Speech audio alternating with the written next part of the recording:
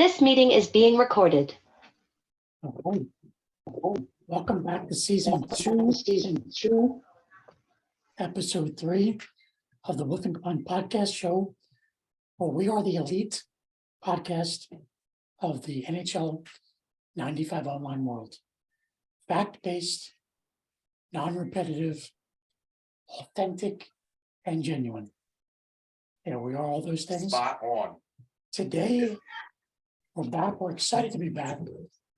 And we will be looking at the just completed draft. It was a slugfest, but we finally got there. And also our guest's experience at High, because he was there. And also, I was present. and season 7 prognostications. So we're going to do a bunch of things tonight. But with that, let's get into it. First, we're going to welcome our guest, the owner and GM of the Hamilton Mustangs, as well as the league's point man when it comes to the draft. So, Derek, welcome. Welcome. Thank you. Having me above Klein in terms of the point man on the draft, that's high standing. Thank you very much. Well, here you go. Take it and run with it. Although I did hear you say the preeminent podcast. So before we get into anything, who are these lesser podcasts you're referring to then? We don't discuss other podcasts on this show. we keep that separate. We can talk about that other places, not on here. Love y'all. So the first thing we're going to talk about is this draft that we just finished. Kind of winners and losers, some controversy, but starting out, Mike. Yeah, for me. Yeah. So let me just hear your thoughts on this draft. I mean, you broke it down. So what were your thoughts on the draft? Who class? Like class of the class, and how you think it turned out? All right. So going into it, I mean, I thought it was a real strong class. But as things went into that draft, unfortunately, well, not unfortunately, but I mean, expansion happened. And let's be honest, I mean, the expansion teams, and deservedly so, I mean, they didn't get a fair shake at things, going into last year, but they depleted probably about, 1/5 of the first round, right? So it did deplete things. And I don't know if it's where we're going as a league in terms of the ratings. There's the dog. But I mean, because I'm sure we all saw, guys with like, one stick power or shot power, 0 weight, like all of these sorts of like kind of anomalies that we're not used to. So I don't know if that's something that Magnus fixes going down the road, or if that's just how it's going to be. And I'll be honest with you, I mean, because I'm playing in that 1918 league, which is like way back with like Joe Malone and, some of these kind of guys. And even though they have like, 1 accuracy or 1 weight or 3 speed or whatever these diminished ratings are, it's actually not as bad as what you think they're going to be. So I feel like it's going to have some impact, but it's not going to have a significant impact. So it was still a good draft overall, but between expansion and maybe some of the rating tweaks that are going on, on the back end of things that you would have more information on, it kind of maybe did, maybe dampen what the draft could have been per se. Okay. Yeah, I mean, for me, I guess when I look at the draft, I'm thinking, who came out of this draft with a plan, and who seems to be like, I guess, just knowing what they're doing. For me, that person is Red. I feel like Red. Yeah. This is a guy who seems to know what he wants, and he goes after that player. He built a team that hits, and then he keeps on hitting. He's a fun guy to watch play, and like he won't blink to start a player like Bob Probert, who's a rating of 69 or something like that. And he uses them like super effectively. So I love. Yeah, I mean, I love honestly, I mean, all props to Redman. I mean, you know what? However you want to play as a specific general manager, I mean, you need to get guys that fit that mold, right? He is the master of some of those one-timers. I mean, he wants to hit you and pound you. You know, and honestly, I love what he did in the draft, like getting Palfy and Graves. Yeah. The Lyle Olderline thing, yeah, I think there's maybe better options there, but he fits the mold of what Red wants, right? I could not agree with you more. I think, like, on the other side of it, I think what Pizzle did was phenomenal. Like, Oh, the trade into the first round at 16 to get Brendan Morrow, who, you know, who I wanted. So we'll talk about that in a little bit. you could have had him at 17.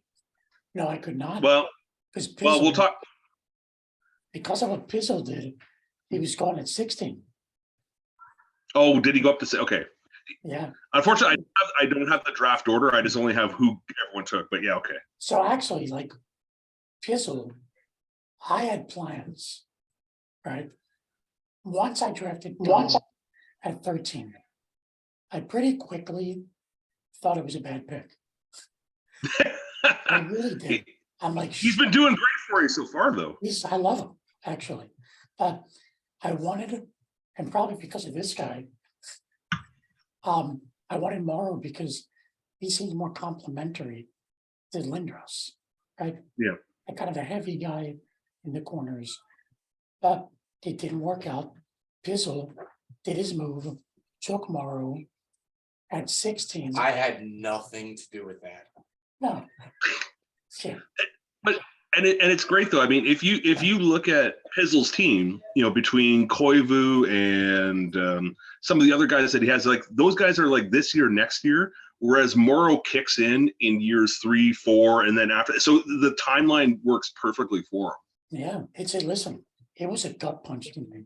It was, because interestingly, behind the scenes, I had a trade with Ellis, Alberta. I was going to trade him Gagne for the 18th pick, and I was going to take Morrow and Boucher. 17, but Pizzle sweeps That doesn't him. get any better. Pizzle sweeps him and does a phenomenal move.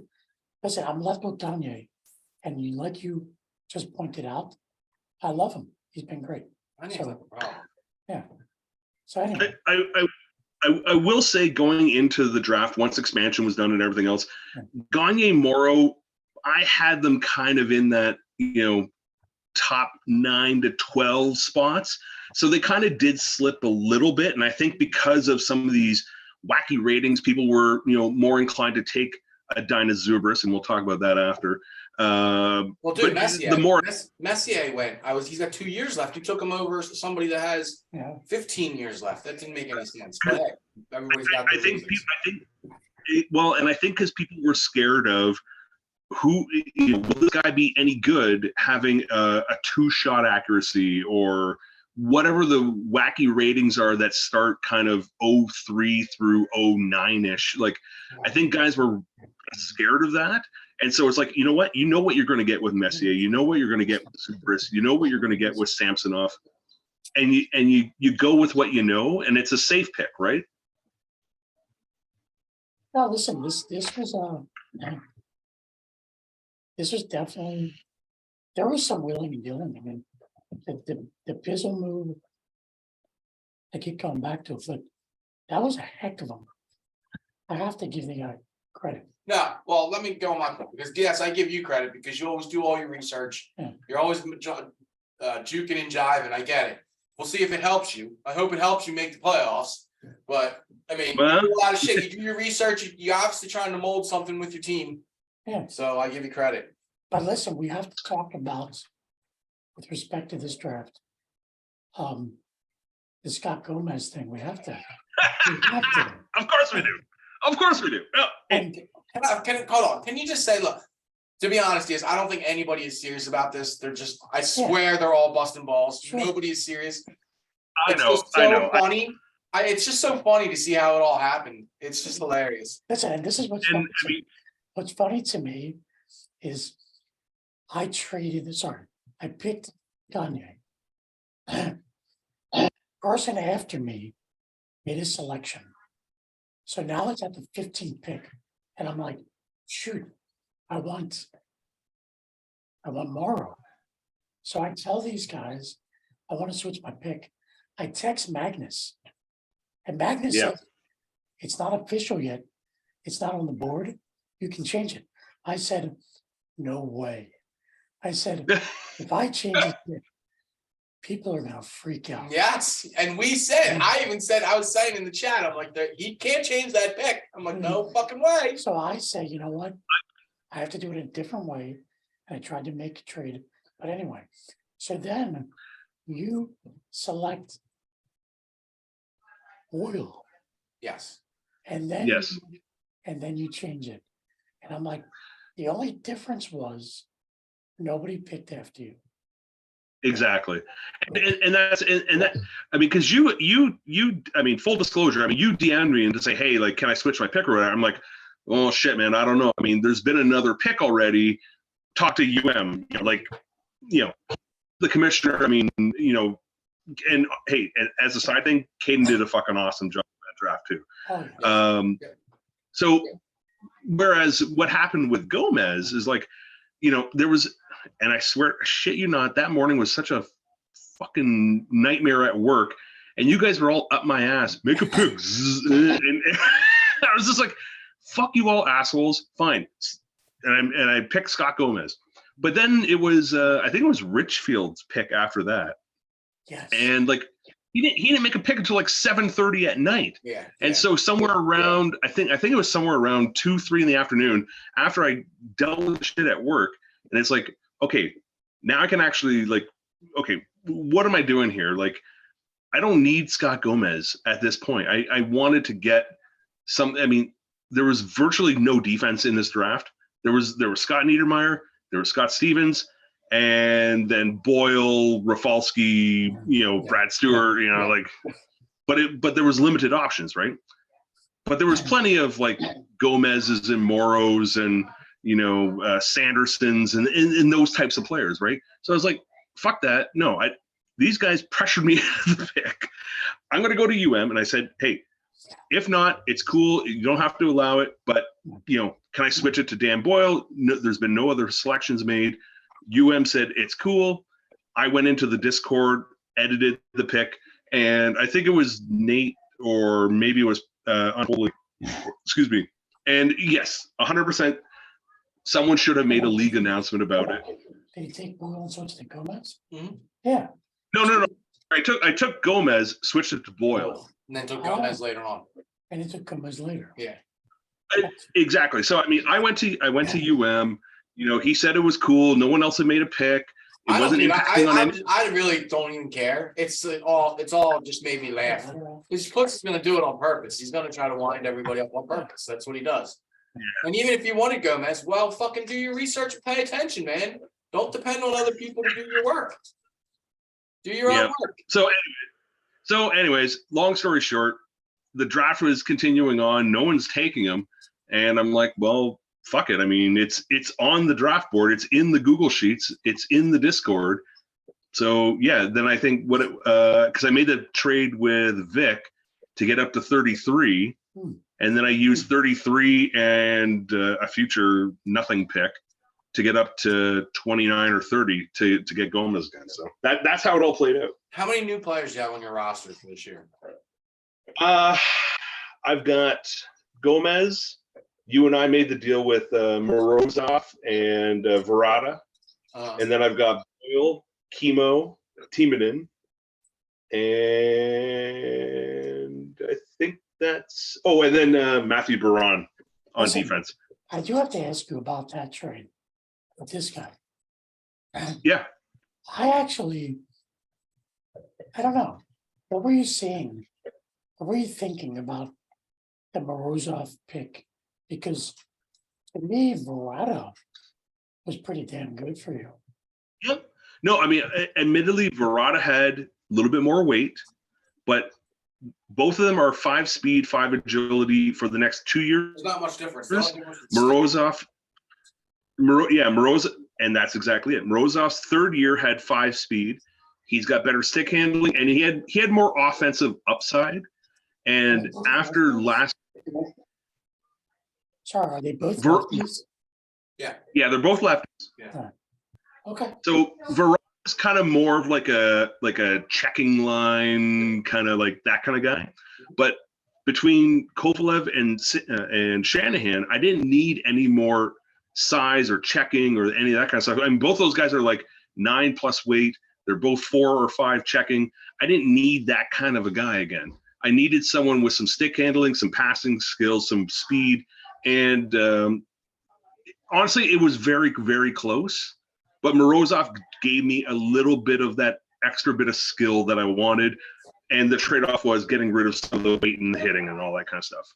Okay. All right. So another winner for me in this draft was Nathan and the Type B Typhoons. Because, well, I think what he did was like, it was forward thinking, right? So, Yep.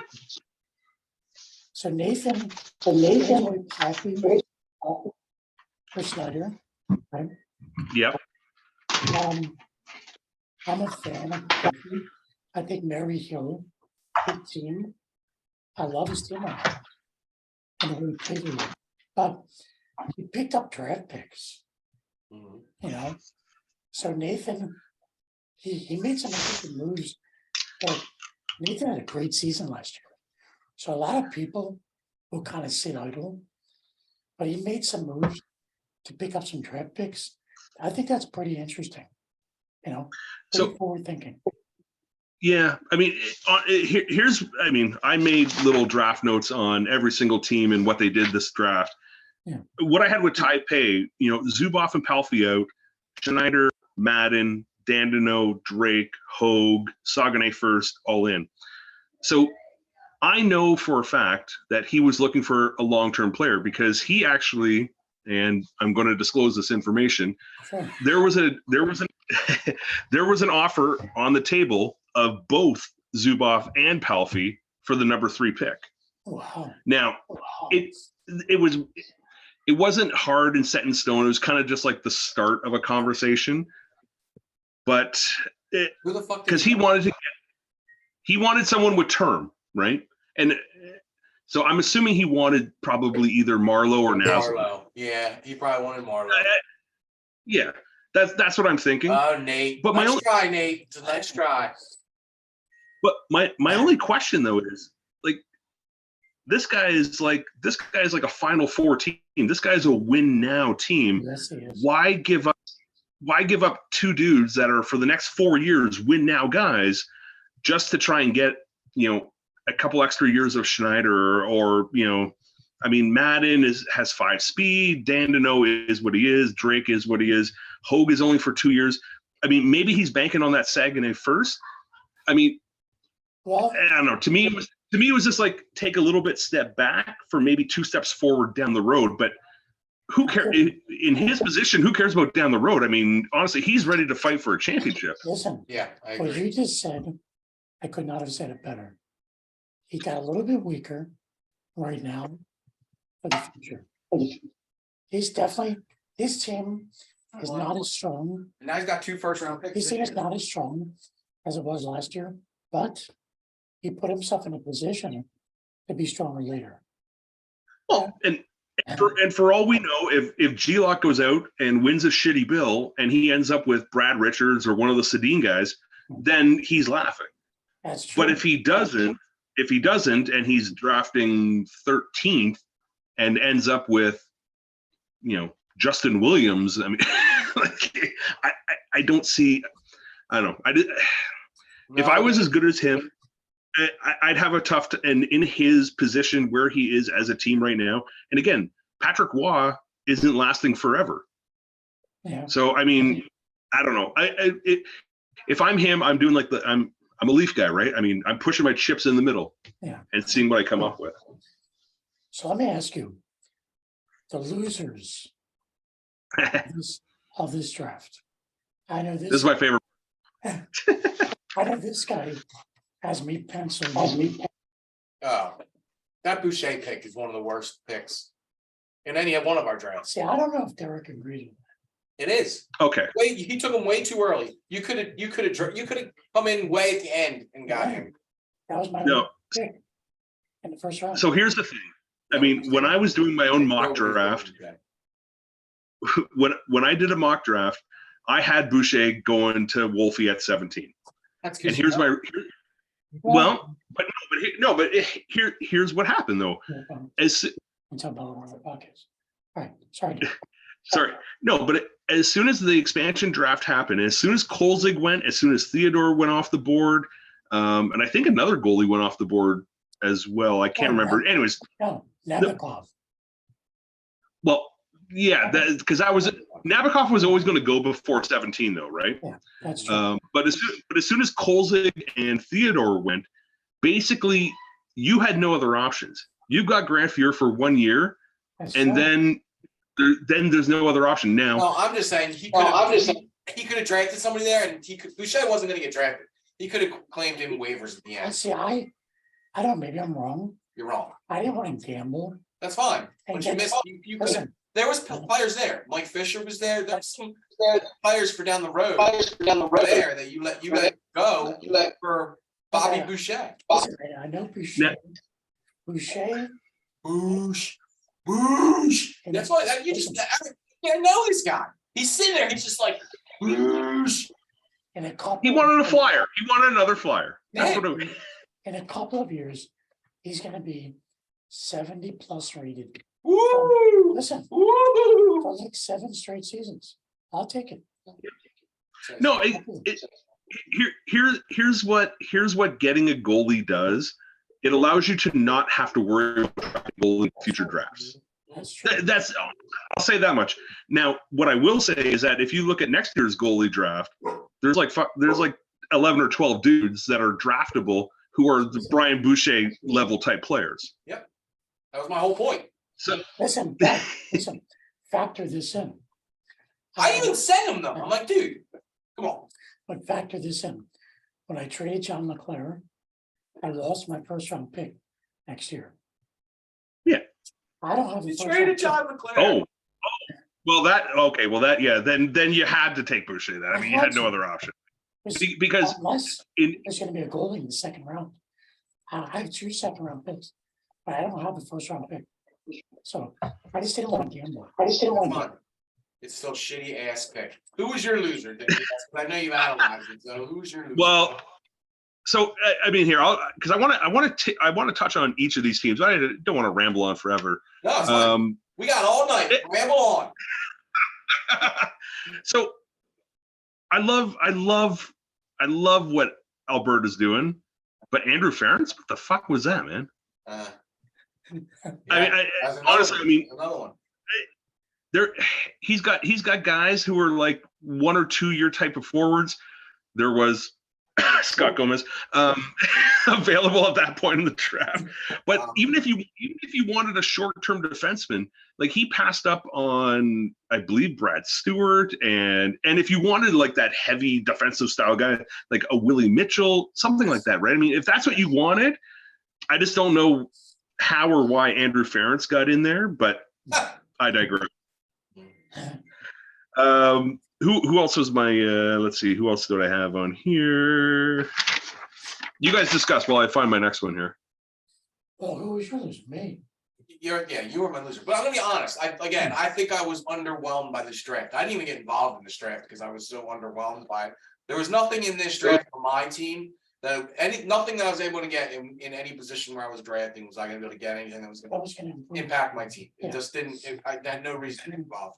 Now down the road, there's a couple drafts coming up. Hell yeah, I want to get involved. Listen, yeah. Just to add something to that, I was disappointed immediately with the Gagne pick, but through I don't know why. Listen, I didn't have a problem with your Gagne pick. But listen, through No, mean, I had him going between like 10 and 11 overall, and you got him at 13. So I think Why? You gotta stop picking But flyers. I'll tell you this, through 10 games in season 7 and the exhibitions I played, I'm loving the guy. I jokingly call him the rookie sensation. He's an 86, right? He should be good. He's Why not wouldn't he be? 84. Why wouldn't he be good? for 2 Yeah, years. Yeah, he's- that's what I'm saying. He's gonna be really good for this year, next year, and he's gonna fall off a cliff, right? Slightly. But he goes up, and he's one of those guys that's going like up Yeah. and then comes down, Yeah, right? correct, yeah. Yeah, exactly. There's so many of those guys in this draft. But Gagne is fun. He's a fun player. And I don't know what it was. I couldn't play with Leclerc the way I'm playing with Gagne. I couldn't. Because Claire and Lindros are the same guy. They're not big and slow, but I mean they're bigger and slower than what it's roster diversification. I mean, the last time I was on this program, I talked about this, right? I mean, He did. it's not about having one group of guys who play the same way. I think having 3 different forwards, a sniper, a playmaker / stick handler, another guy who's like a beefy guy who's going to go into the corners on seagulls or flip shots, right? I mean, having that ability to morph your, and again, that's why I made the deal with Kleiner to get Morozov, because Verrata basically played that same kind of style as what Shanahan did. So again, I see I saw what you're doing, and honestly, I thought it was a good pick at the time that you made it. Well, it's the same reason what you're saying is why Theo Fleury is so important for my team. CC, come outside. Wait, he can't be that important. You were floating him around in every single draft trade. That's true. Listen, I would have traded Fleury for like the right player. But now that I'm playing with him and hearing what you're saying, I agree. He's a smaller player, but he's very quick. He's very agile. He's so different than Lindros, right? Yeah. So you kind of need that complementary thing. I'm with you there. Right. And talking about guys who were looking for that little bit of a tweak to their roster. One of the guys I want to talk about who was a good pick, but I think a missed opportunity at the same time, is Unholy. So he brings in Stevens, which for his back end with Kenny Janssen and Vladimir Malahov, I think was a good idea. So do I. But the missed opportunity is what's Malahov doing now? He's sitting on his bench. You missed an opportunity to package him and maybe Doug Gilmore, because trust me, I was even looking into Gilmore. There was opportunity.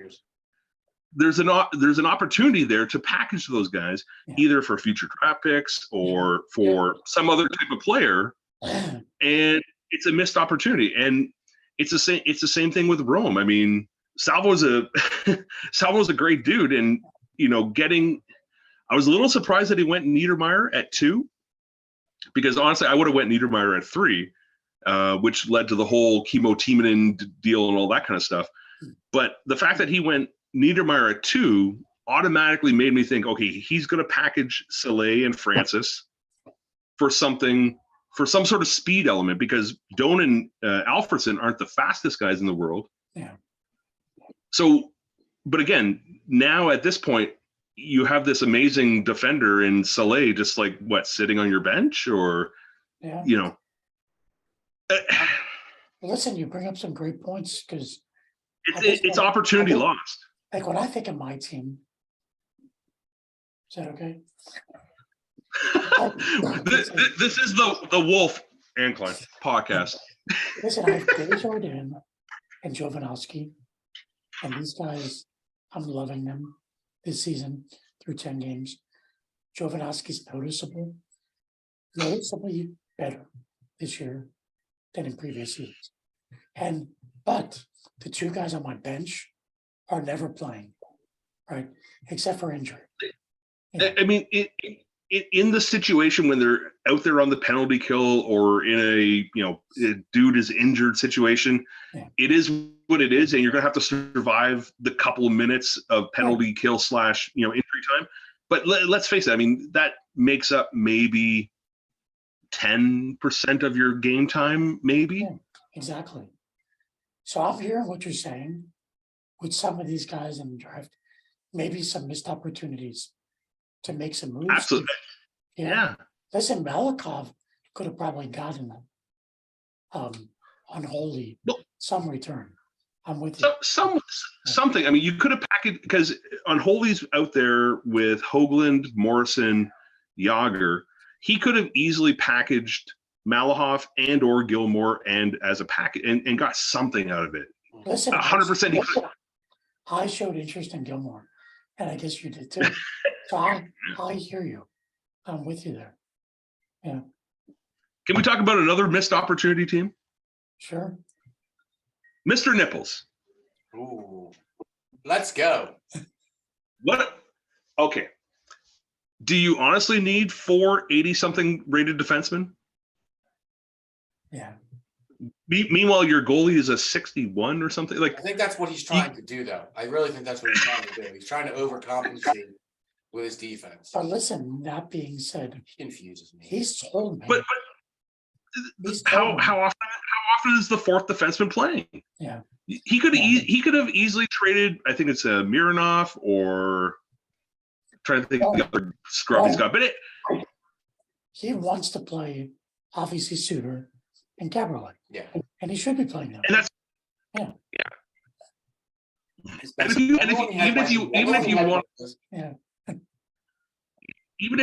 if you want to keep one because your goalie's shit or whatever, I mean, I don't know.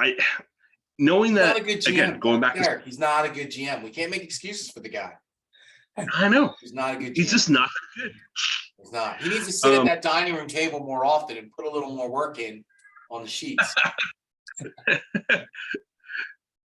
Speaking of terrible GMs, Dan, you're a lovely human being, but what the fuck are you doing with Brian Campbell? That's just a wasted pick. I'm sorry. I don't know why he did that either. He kind of panicked. And did you look at the statistics, like the ratings are just awful. I don't think he scrolled all the way down. I feel like he didn't scroll all the way down.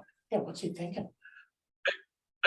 I get what he was trying to do, because he's got like Svela and some of these guys who are like in the next couple of years and then they die out and then Campbell gets good in like 4 years. But guess what?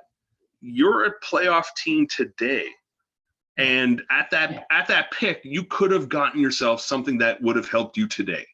Yeah. Not something years from now.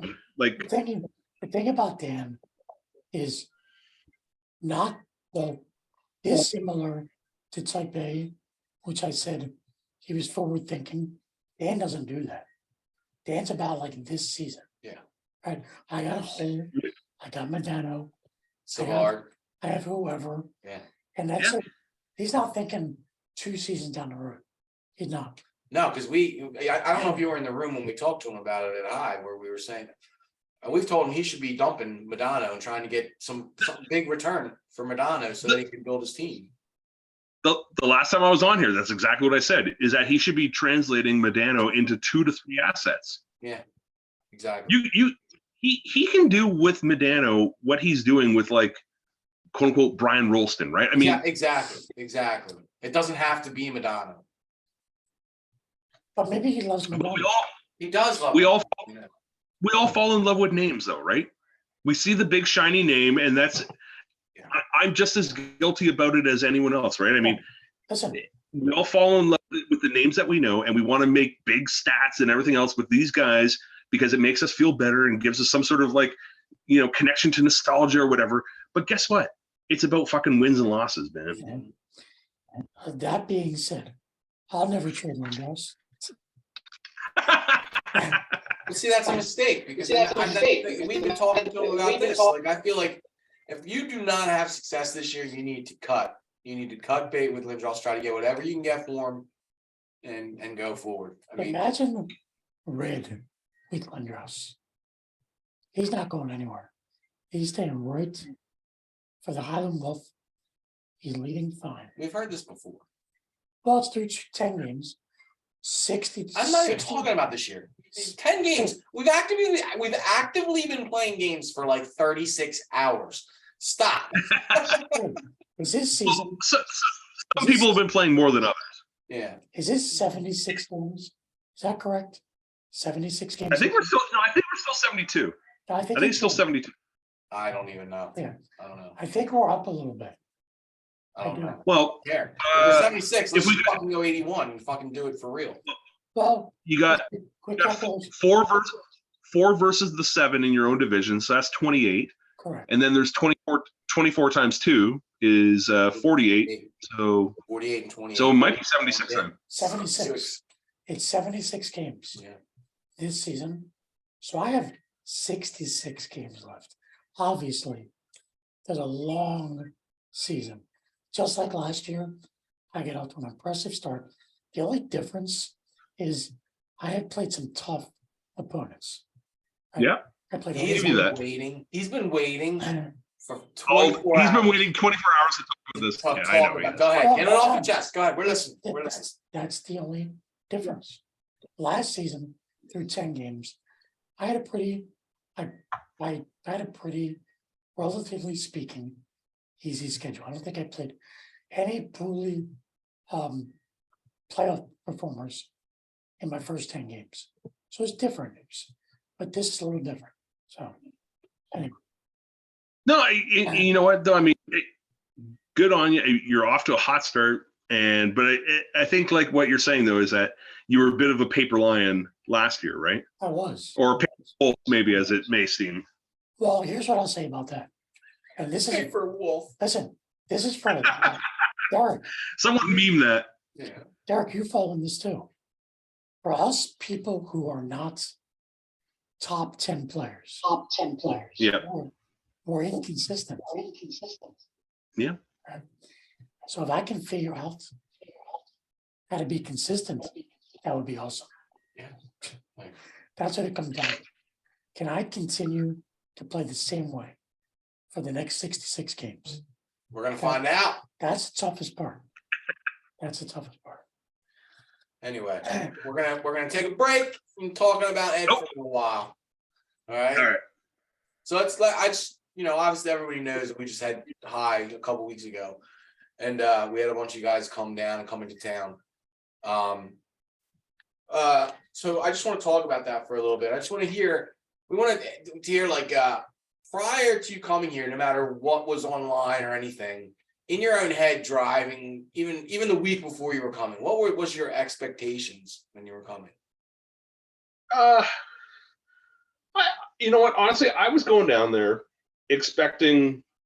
I don't want to say that you guys didn't meet or exceed expectations, but it was what I expected, right? I mean, it was 20 some odd dudes of 35 to 45 years of age who fell in love with this particular game 30 years ago, and I mean, I was thoroughly impressed with how receptive and accommodating your spouses were, both of you. They're both very welcoming. Come into my home, enjoy our home. The food was fucking fabulous. I want to give a shout out to Bob and that roast beef because that was amazing. Yeah. But the camaraderie. I mean, what we feel in the W when we're playing guys, and like you type in "good game" or you have these conversations with people. It's obviously it's different when you're in person with one another, but I mean it's the same camaraderie. It's the same we're all here for the same common purpose. It's all about beating Ed. It's having a good time. I like that. So I don't want to undersell it and say that it wasn't more than I expected, because honestly I had big expectations, and honestly they were all met. That's even better to hear. Yeah. That's even better to hear. Yeah, I guess in comparison, because you went to the tournament, right? In Toronto? Yeah, you were at Toronto, Yeah. right? Yep, I was in Toronto. Yeah. How did this compare just how it was run the camaraderie, obviously we were drinking, right? Well, the environment's different too, because you're in a public place, right? That's true. Yeah, honestly, High was no offense to what happened in Toronto, but I mean High was 100 times more personable. I mean, in Toronto, we're kind of like in this big kind of warehouse area. The 94 tournament is going on, you know, King Raph is doing his thing, and there's all this excitement in what's going on at, you know, with 94. Then there's also the SNES thing that's happening off to the side. So the 95 dark side was, you know, I don't want to say we were pushed to the side, but we were kind of like, it was an auxiliary tournament that was going on that wasn't the main focus of everything, right? Okay. So whereas High, I mean, it was that and that alone that everyone was there for. And again, yeah, I mean, we're all there, we're drinking, we're having a good time. Some people are out in the garage doing their thing. And whereas at the one in Toronto, I mean, you can only get so drunk off of like $8 beers, right? Yeah. So, Okay. you know, you're having a good time and you're there meeting everyone, but it was a little scrambly, right? I mean, again, no fault of, you know, what Halifax and No. we're doing. It's just there's so much other things happening that, you know, whereas with High, everyone's there for the same reason, for the same purpose, playing the same game, you know, playing the same competitors, and there isn't, you know, you're not trying to chase people down. Maybe they're outside smoking, maybe they're at the bar, maybe they're playing a Nintendo 95 tournament or in the 94 series or whatever. I mean, you know, so it was a little more focused and I would say personable, having everyone there at the same time. I have to ask this question. Now that you've been through the experience of the Wheel of Sorrow, talk about it. Okay, so Well, he lucked out. Well, he lucked out. So so for those who don't know, Derek Sutton had his horseshoe up his ass once again on the wheel, except that what happened was, so Kleiner has it on the TV and he's got the wheel spinning around and it's doing its thing, and naturally I'm looking up at like the 12 o'clock position because that's what the mouse cursor was. So, and that's normally where I would think that, you know, that's where the needle is, right? Yeah. And so it spins around, and it lands on fucking Klein. I'm like, oh, for fuck's sake, give me a fucking. And then they're like, oh, Derek Sutton, you won. I'm like, what? Huh? What? So then I'm like, oh shit, and I'm like scrambling through my phone. It's like, it's the same thing that happened in the draft when I had the third pick, and like, you know, 7 a.m, 2 dudes are making picks, and then it's like, Sutton, you're up. But so I ended up with the first pick, and honestly, I went the safe route. I took the Rangers with an auto goalie. I wanted a good goalie. Chicago and Detroit were not available, but I wanted speed. I wanted speed on defense specifically, because basically breakaways are automatic goals. So having speed on defense will help try to eliminate that. The only shitty thing is that just like today, and Mike Vick will attest to this, Kovalev does not have shooting accuracy and sucks ball. But the Rangers did me well. You know, went 5-1 during the regular round robin play. Lost to the Nip man 2-1, but then went through the playoffs and took out Eddie. You did. Yeah. But then lost to the eventual champion and the eventual runner-up. So I mean, you know what? For a drunken buffoon from Canada, I did all right. So yeah, man, you did a And great job. thanks to the wheel and the Rangers. I will say this, just a correction. You sent me to the loser brackets. You're right. JP eliminated me. Where you lost? JP did his thing as usual, and he got in the zone, and he was unbeatable. Wow. So You also I did got great okay. team, man. He had what, Buffalo, Okay. and so but he showed that with elite forwards, you don't need elite defensemen. No, you just got to outscore everybody. That's what you got to do, man. You You gotta just outscore everybody. Right, and that's what he did. And this is what Magnus commented that night.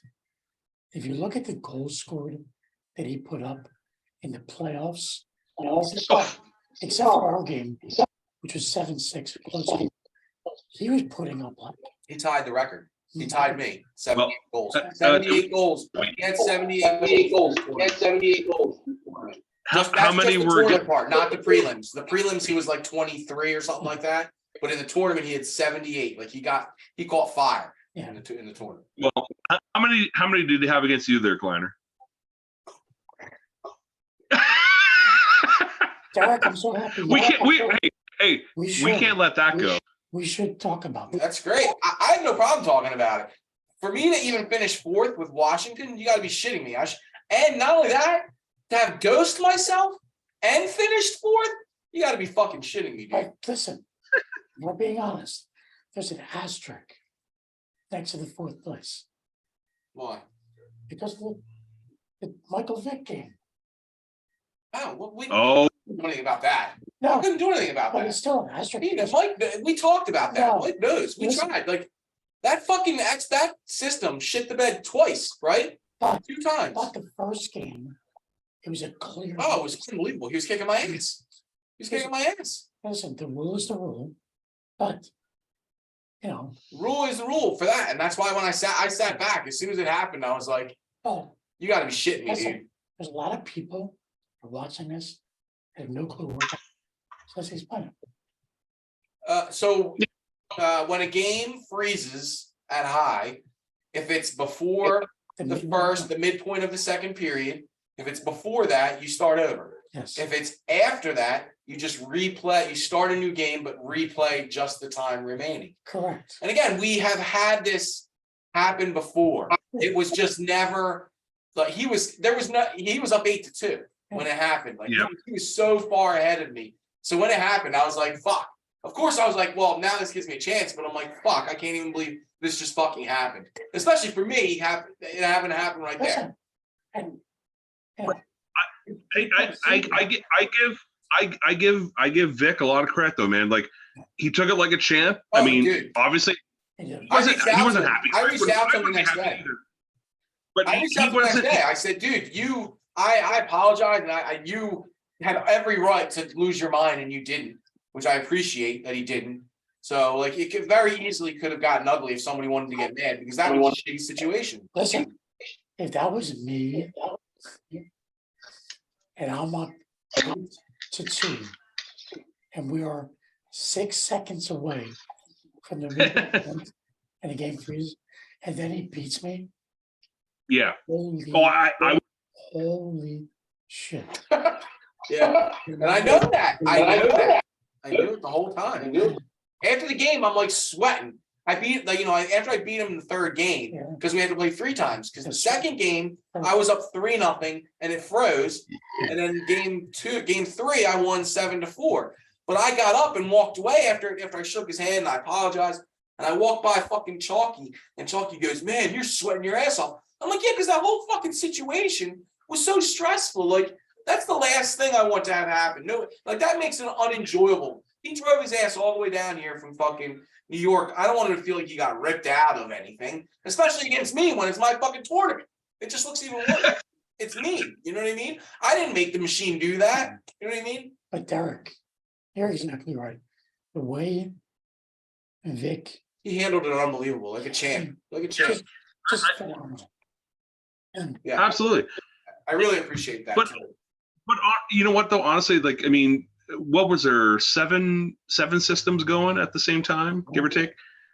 We're using 35-ish year old equipment, cartridges and everything. I mean, that was the only issue that I think that there was. I mean, honestly, it really did go super smoothly.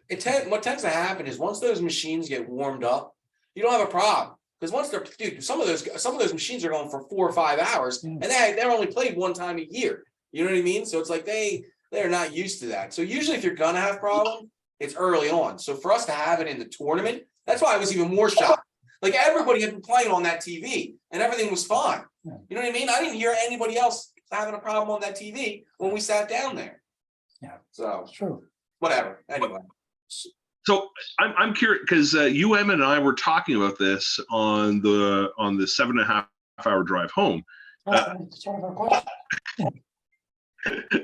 So Nips was 6-0 in round robin. Yeah, Pizzle was 5-1. yeah. I want to say they both lost in the opening round. Was it? Yeah. And they, whatever it was, they both very early They lost their went first into game. that. They both lost their first game.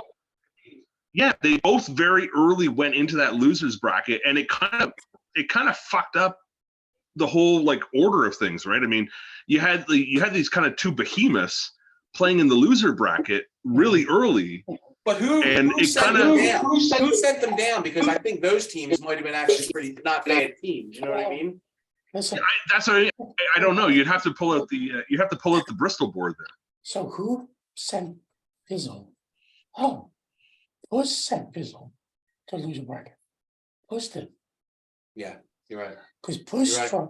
Puss struggled in the prelims. Yes, he did struggle. He was, what, Puss got his shit together. He was 3-3. Yeah, he got his shit together in the tournament. So Puss sent Pizzle to lose a bracket. But who sent? Oh, Nipples was sent by someone that he shouldn't have been. I'm trying to think who it was. It was a high. Oh, Michael Vick. Oh yeah, Joe. Joe Yeah, Joe did it. Joe knocked him down. Joe, listen, Joe had Hartford Whalers. Yeah. And Nipples had Pittsburgh. Look, So, Joe's had two bad teams, Washington and Hartford. Yeah. He's due for a pick, and when he gets a pick, he's gonna be tough to beat because he's a really good player. he is. He is. But Derek, you're exactly right. The loser bracket got way more difficult because Oh yeah. It always gets difficult, 100%. though, man, because eventually there's a point where everybody down there's a killer, and you're stuck. No, and that's, I mean, you're expecting those guys to be down there, Late. you know, in like the quarters, semifinals kind of thing. Like when I beat UM in the second round Who'd of the Who'd you beat? Who? UM. Oh, UM. Okay. That's ultra Handily. madness for anybody that doesn't know that. I believe it was 7-3 against Winnipeg, but anyways, but when I sent him down, he ended up having to play fucking Pizzle right away. Yeah. Yeah. Yeah, it hurts. So It hurts. So I beat two people that I lost to in the prelims. So I was 4-0, and then I play Dan and I lose. I Providence, and then I play. Who's my sixth game against? Oh, Bob, Oh. and I lost. Oh, You lost to Bob? So then, so Magnus and Bob had that like epic overtime match. so now I'm 4-2, starting tournament play, and my first game is against Bob, and I beat him. My second game is against Dan Providence, and I beat him. And you're my third game. And he beat you. Yes, Sutton took me out. Although I will say, like, because I got up, I think 5-1 on you, and then he scored a couple of quickies on me in the third. Yeah. And the cheeks were clinched a little bit. I'm not gonna lie. It's Yeah. the Rangers are good, man. So The now Rangers are I'm good. so like you, I'm in a loser bracket now. And I turn around and I see Pizzle make eye contact with me. And he's like, "You're next." I'm like, fuck. But you know what though, Magnus made a good point though. When Pizzle lost to, sorry, was it to Vic? Yeah. No. He lost. He lost. Puss. Or when he lost to Puss, he ended up playing like kind of back to back. Yeah. And so he was in a rhythm. Yeah. That's what happened. Whereas Yeah. Ed, you can attest to this. Like for you and I, like in the winners bracket, like we kind of kept going. Yep. Hey, you sit out for about half an hour, 45 minutes. I know all about it. I was right there with you, man. I know exactly. I've been through it, man. What happens is that when you win, that's why you got to try to draw the winner's bracket out, because when the winner's bracket wins, the winner of the winner's bracket, like Which Puss, was that's been me, dude. So when I played JP, was it 2 years ago in the championship? So he was in a loser's bracket again. Well, after I won the winner's bracket, I went out and I smoked like for 45 minutes because I had so much time. So I came in, I was fucking high as fuck, and he'd been playing balls to the wall, playoff hockey the whole time I'm out getting high. You know what I mean? So he's fucking firing all on all cylinders. So yeah, when you come through the losers bracket, you get really tested because you're going. Totally agree. So let me ask you, Derek, because you've been through this high tournament, what's something you would improve if you could? That's a good question. I don't know. I mean, honestly, it was such an amazing time with such great people, great food. You know, it was scheduled amazingly. Maybe there's a way in terms of team selection, and I don't want to get back into tiers or anything, but maybe there's a way to not have the super good guys end up with Buffalo, Rangers, whatever, right? So, you know, so right off the bat, we started talking about the first change we talked about, that if we're having such a big influx, and again, I'm hoping Minnesota guys come out next year too, that we would start those double picks at 10. So pick 11, right? Or sorry, pick 12, because 1 and 2 are Chicago and Detroit. So we were saying, so 3 through 12 would be locked. So then the rest of the teams could be picked. 13 through whatever. So if you pick, let's say 13 is New Jersey. 14 can also pick New Jersey. Yeah. And then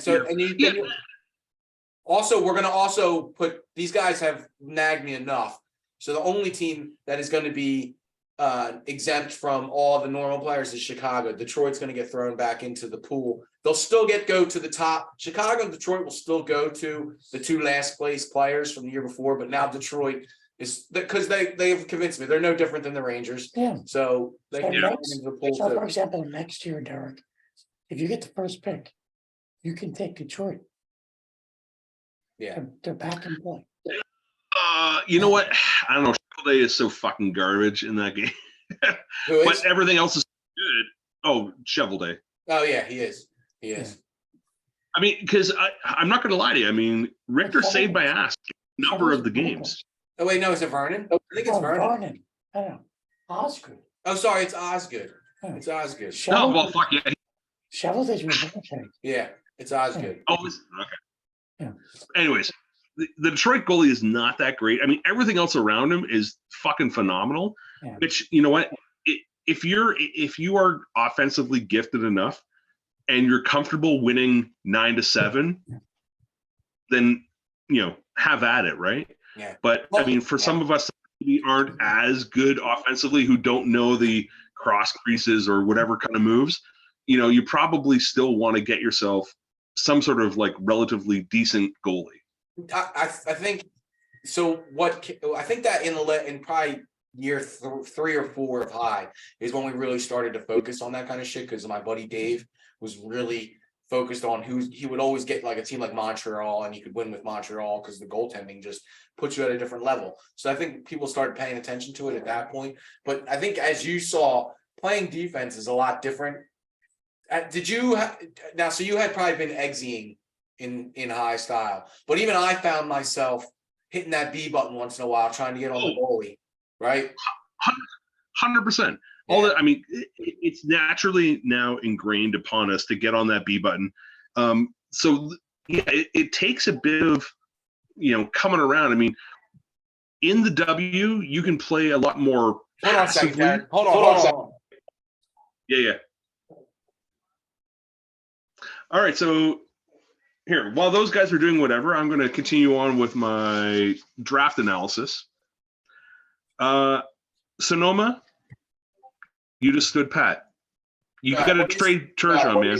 Hey, I'm just talking to the camera at this point. No, go ahead. So what were you saying again?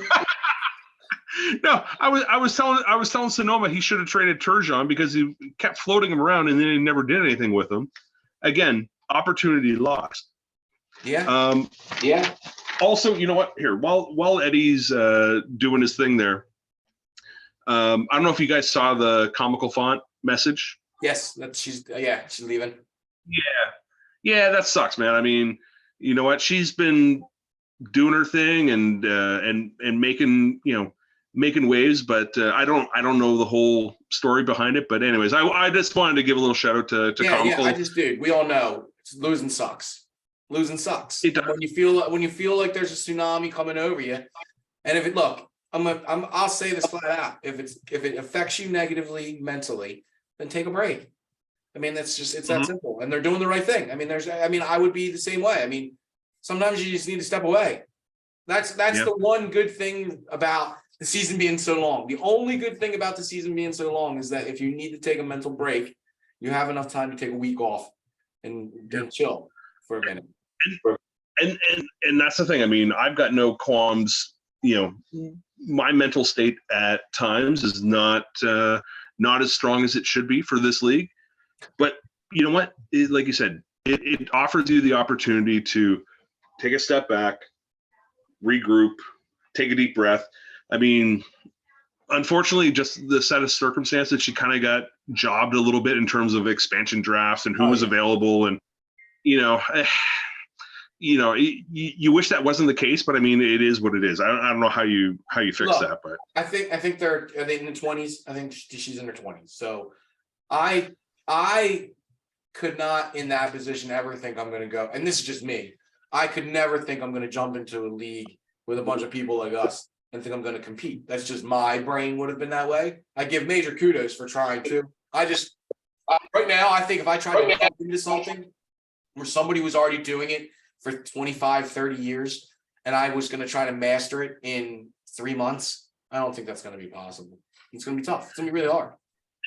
And honestly, I came into it with the completely 180 perspective on it. I was like, yeah, I've been playing this game for a long time. I mean, I haven't played it in a long time. Whatever, no big deal. I can just pick it back up. I know how to do one-timers.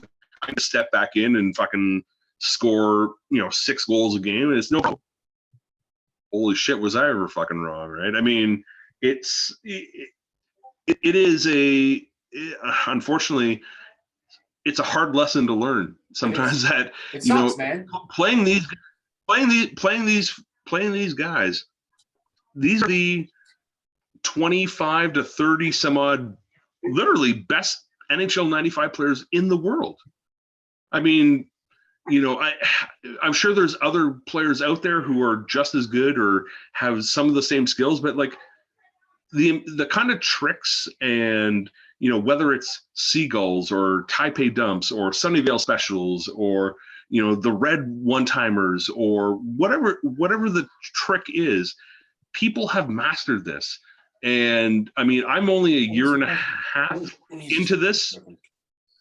I'm only a year and a half into this whole like saga, but I mean, it's an eye-opening experience. I mean, I came into this thinking, I'll step in and I'll just fucking wipe these guys' asses, right? So listen, when I think Sean said this to me earlier. He said something. He was adding up the amount of games that we played, and it was like so I don't know. To be honest with you, I don't know if there is anybody else anywhere in the world that is playing as many games that we are playing in a 3-month period. Okay, I honestly believe that we are the 32 guys that are playing 76 games in 3 months are the only guys doing that. I think we are it. Yeah.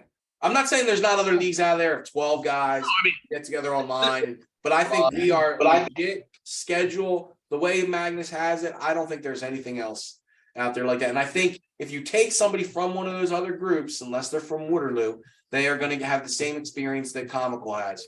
Jump into something new, you're going to have to take your punches. Look, JP did the same thing. Remember, JP joined.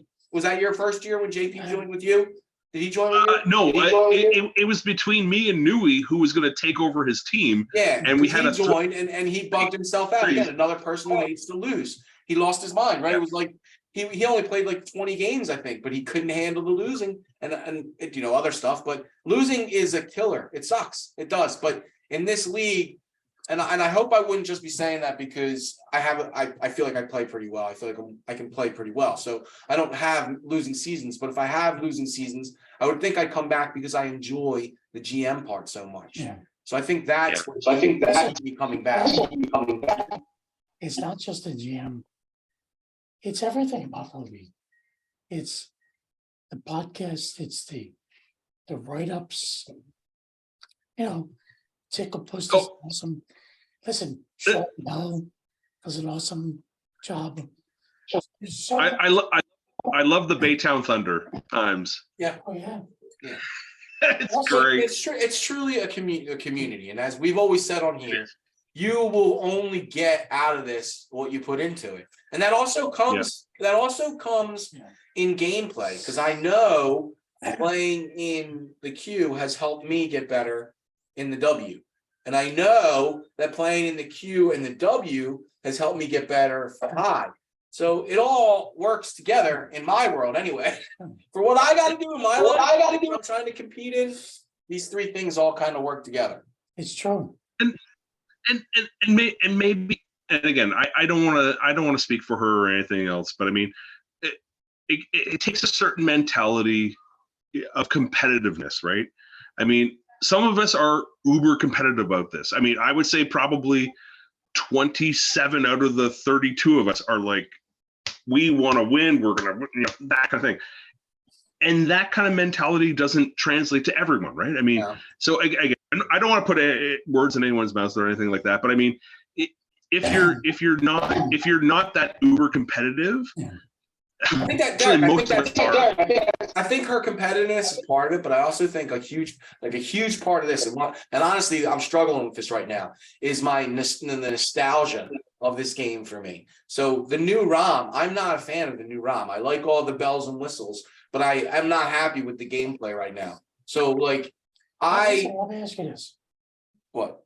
It's just the nostalgia. I like the slower pace. I don't like the frenetic bang, bang, bang, bang, bang. I don't like that. You probably played a dozen games. It's to me. No, I'm sure I will get a feel for it, but I'm saying what I like about NHL 95 is it's not the PlayStation game. It's not NHL 97. I only played NHL 95 in NHL 95 till 2013. I went on to 96. I went on to 97. I played 98. So I feel like the game we are playing is much closer to 96, 97 than it is 95. So here's my answer to that. It looks like 96, but it plays like 95. It's just very frenetic. There's a lot of puck turnovers, a lot of penalties, a lot of injuries. And I think it's because again, I'm not complaining about any of this. I love the game. I'm just saying this is where my nostalgia comes in. It just seems very frenetic. And we were breaking it down. Sean was saying, or Joe, I think Italy was saying this, that with the so many guys being 5 speed, so many guys being 5 agility, having so many guys like that in one area of the ice just causes so much craziness. That's why you see, if you watch a bunch of close action, the puck is just getting kicked all over the place, because it's just like you just touch a guy and the puck goes flying off because there's so much going on. So let me just ask you guys one question, and maybe it's just visually because of the circle versus the star. Do you feel like the guys are smaller, even just minuscule?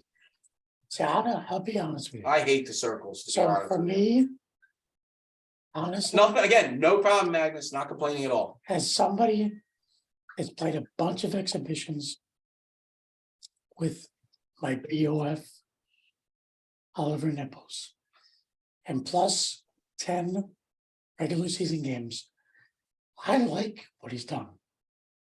I have no issues. I mean, the issues for me was the if you were 1 and 7, would you like it though? If you were 1 and 7, would you like it? No. Hold on. Let me say this to you. let me say this. To me, the play isn't different. No. So if I'm 1-7, it's because I'm just not playing good. It's not because the game's different. It looks a little different. The play is the same. I just feel like we're too souped up. I like a slower pace, so I almost feel like. But that I think. But Kleiner, I think that's coming though. I mean, if you look at all the dude's stats, that's coming. And that's what worries me. And that's what, literally before Joe left, when he was here the first time, he said we had a long conversation, and he said there's going to come a point where everybody's ratings are so high that it's not going to matter who's on your team because everybody's going to be the same. But remember this: the next couple of seasons after next season, there's a dip. Yeah, but then 2006 comes around and everybody restocks. Then we'll deal with that. No, but Kleiner, no, Kleiner. If you look at those dudes' stats, though, I mean, even like Patrice Bergeron. I mean, outside of Crosby and Ovechkin, I mean, if you look at like Lundqvist and Bergeron and all of these dudes, like they all start off as like 69. But I think what we've learned in this league is somebody at a 60 something I almost feel like somebody between 65 and 70 is better than somebody between 75 and 80 sometimes. It's very strange. It's very strange. It's a good point because I think it depends what you're trying to do. Yeah. For example, Red with Bob Probert is phenomenal. But if he's trying to have Probert like carry the puck, it's different. No. Well, no, and again, like you look like Sumter drafts Tanguay. Tanguay has, I think, like 5 seasons of 90 something. Yeah, but he's a bitch. But I mean, I was going to trade for him. He's a bitch. Exactly. I mean, he's 90 something because he's 6 passing and 15 stick handling. His stick handling is insane. Yes. But you'll just touch him and he'll fall in the puck. That's the problem. So again, the numbers are relative in some manner. Yeah. But I think over the next few seasons, I think we're going to see a bit of a, move towards what we have in the queue in that. Well, Derek, I really hope the game doesn't get much faster than it is now. I mean, holy fuck. I mean, I can't imagine it being any faster than it is right now. And I really hope that we can figure out how to make the screen bigger if it's going to be this fast. If we can expand the screen, I think that would help. I don't know about you guys, but we can do that like pixelation, into the whatever it was, 328 by whatever it was, like to get the entire ice, like that would be fucking phenomenal. Yeah, if we can do that, if it's feasible. This is probably a good segue into our last segment, which is season 7 predictions for. Are you rushing us? No, he's rushing us. I got a lot to say. Listen, just for the Blue. What? Just for the Blue. To talk about or something. Season 7 predictions, just for the Blue. This was hard. We're going to have plenty of time, Derek, because he said this is the last segment. I still have something he doesn't even know that I want to talk about. So we'll go on to after this. This. Sorry, I was just going to say, do you guys want to talk amongst yourselves for about 45 seconds? I have to do what you got. Yeah, man. And let me just show off this fabulous Toronto Raptors Kawhi Leonard jersey. What did he do? Oh, and those as well. Hey, I'm still listening, motherfucker. What did you say? What's your last one? No, I just did some like plus minuses on people. We'll go through some different situations to see, and then I did like stuff on this just to see what he thinks. So over unders, I did like a bunch of over unders, and I did like the top 4 teams in each thing to see what they are to win their division. Okay. I'll get you guys a preview and see what you guys think. Okay, I like it. Stop.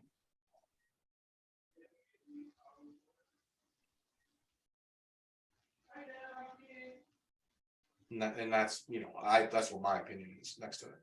So I have you under. Damn. I did this the other day. Though. Before my Yeah, Well, we'll see. I'll give you another week and a half and then I'll adjust. The next time we meet, I'll adjust. We'll see. speaking, I know we're just shooting the shimmer now. Did you see the new center ice logos? No, I have not. Magnus is a genius.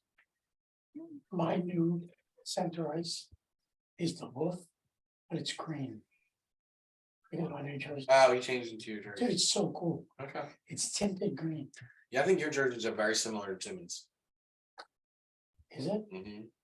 Her home isn't solid green.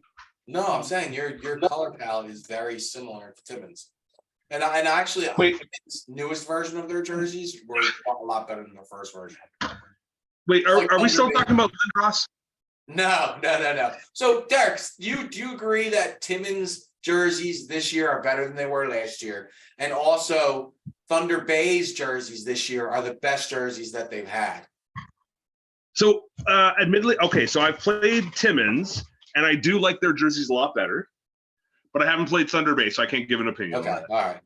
I like Thunder Bay's. It's a very New Jersey Devils style. That's why I like Thunder Bay's. So Derek, we're gonna get into Well, wait, isn't he a Devils fan? You might. I think he actually is, right? Who? They were. Sean Bell. Yeah. One of the Bells is I thought it was Sean. a I think Devil. you're right. I think you're right. Yeah. I think Wait. you're Is that why he wanted Rolston? right. Possibly, Good point. possibly. Good point. Dots. So if that's true, he's no different than this fucking guy, except that he wins. He's just a lot better. Yeah. Yes. Exactly. Yeah, go ahead. You want to go? Let's go through our season 7. Let Ed go first. Let's just go down your 8 teams. Give me your Sure. 8 teams that are going to make the playoffs. Okay, In the Wales. All right. The Wales. You have them separated to Wales and Yeah. Campbells. Okay. Go so Wales. the Prince of Wales.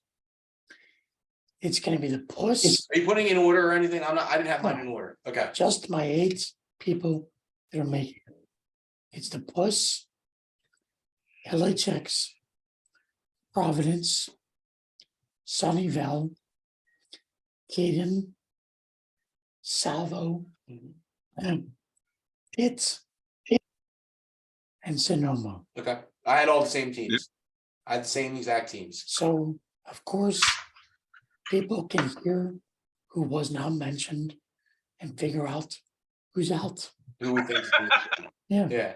Yeah. I mean, right now we're just going to focus on the Brule. We'll get to the shitty bill next episode, but right So- now we're just I had the same thing: Tegucigalpa, Renfrew, Providence, Sunnyvale, Pitt, Sonoma, Silicon Valley, and Hawk. It was the same. I had the same exact teams. Derek, how about you? So if I got to throw 8 teams in there, I'm going to say Kleiner. I'm going to say Puss, Hoth. I'm going to say LHX. Mhm. I'm going to throw Nips in there. Yep. After that, it gets real tricky, though. Yeah, I mean, you could make arguments for a lot of teams, but I think Sonoma gets in. Yes. But it's going to be it'll be a death match though between like teams like Alberta, Silicon Valley. Honestly, I'm not sold on Providence getting in. Ooh. Okay. Okay. I'm not. I mean, again, I mean, I've been harping on Dan's roster for 3 seasons now.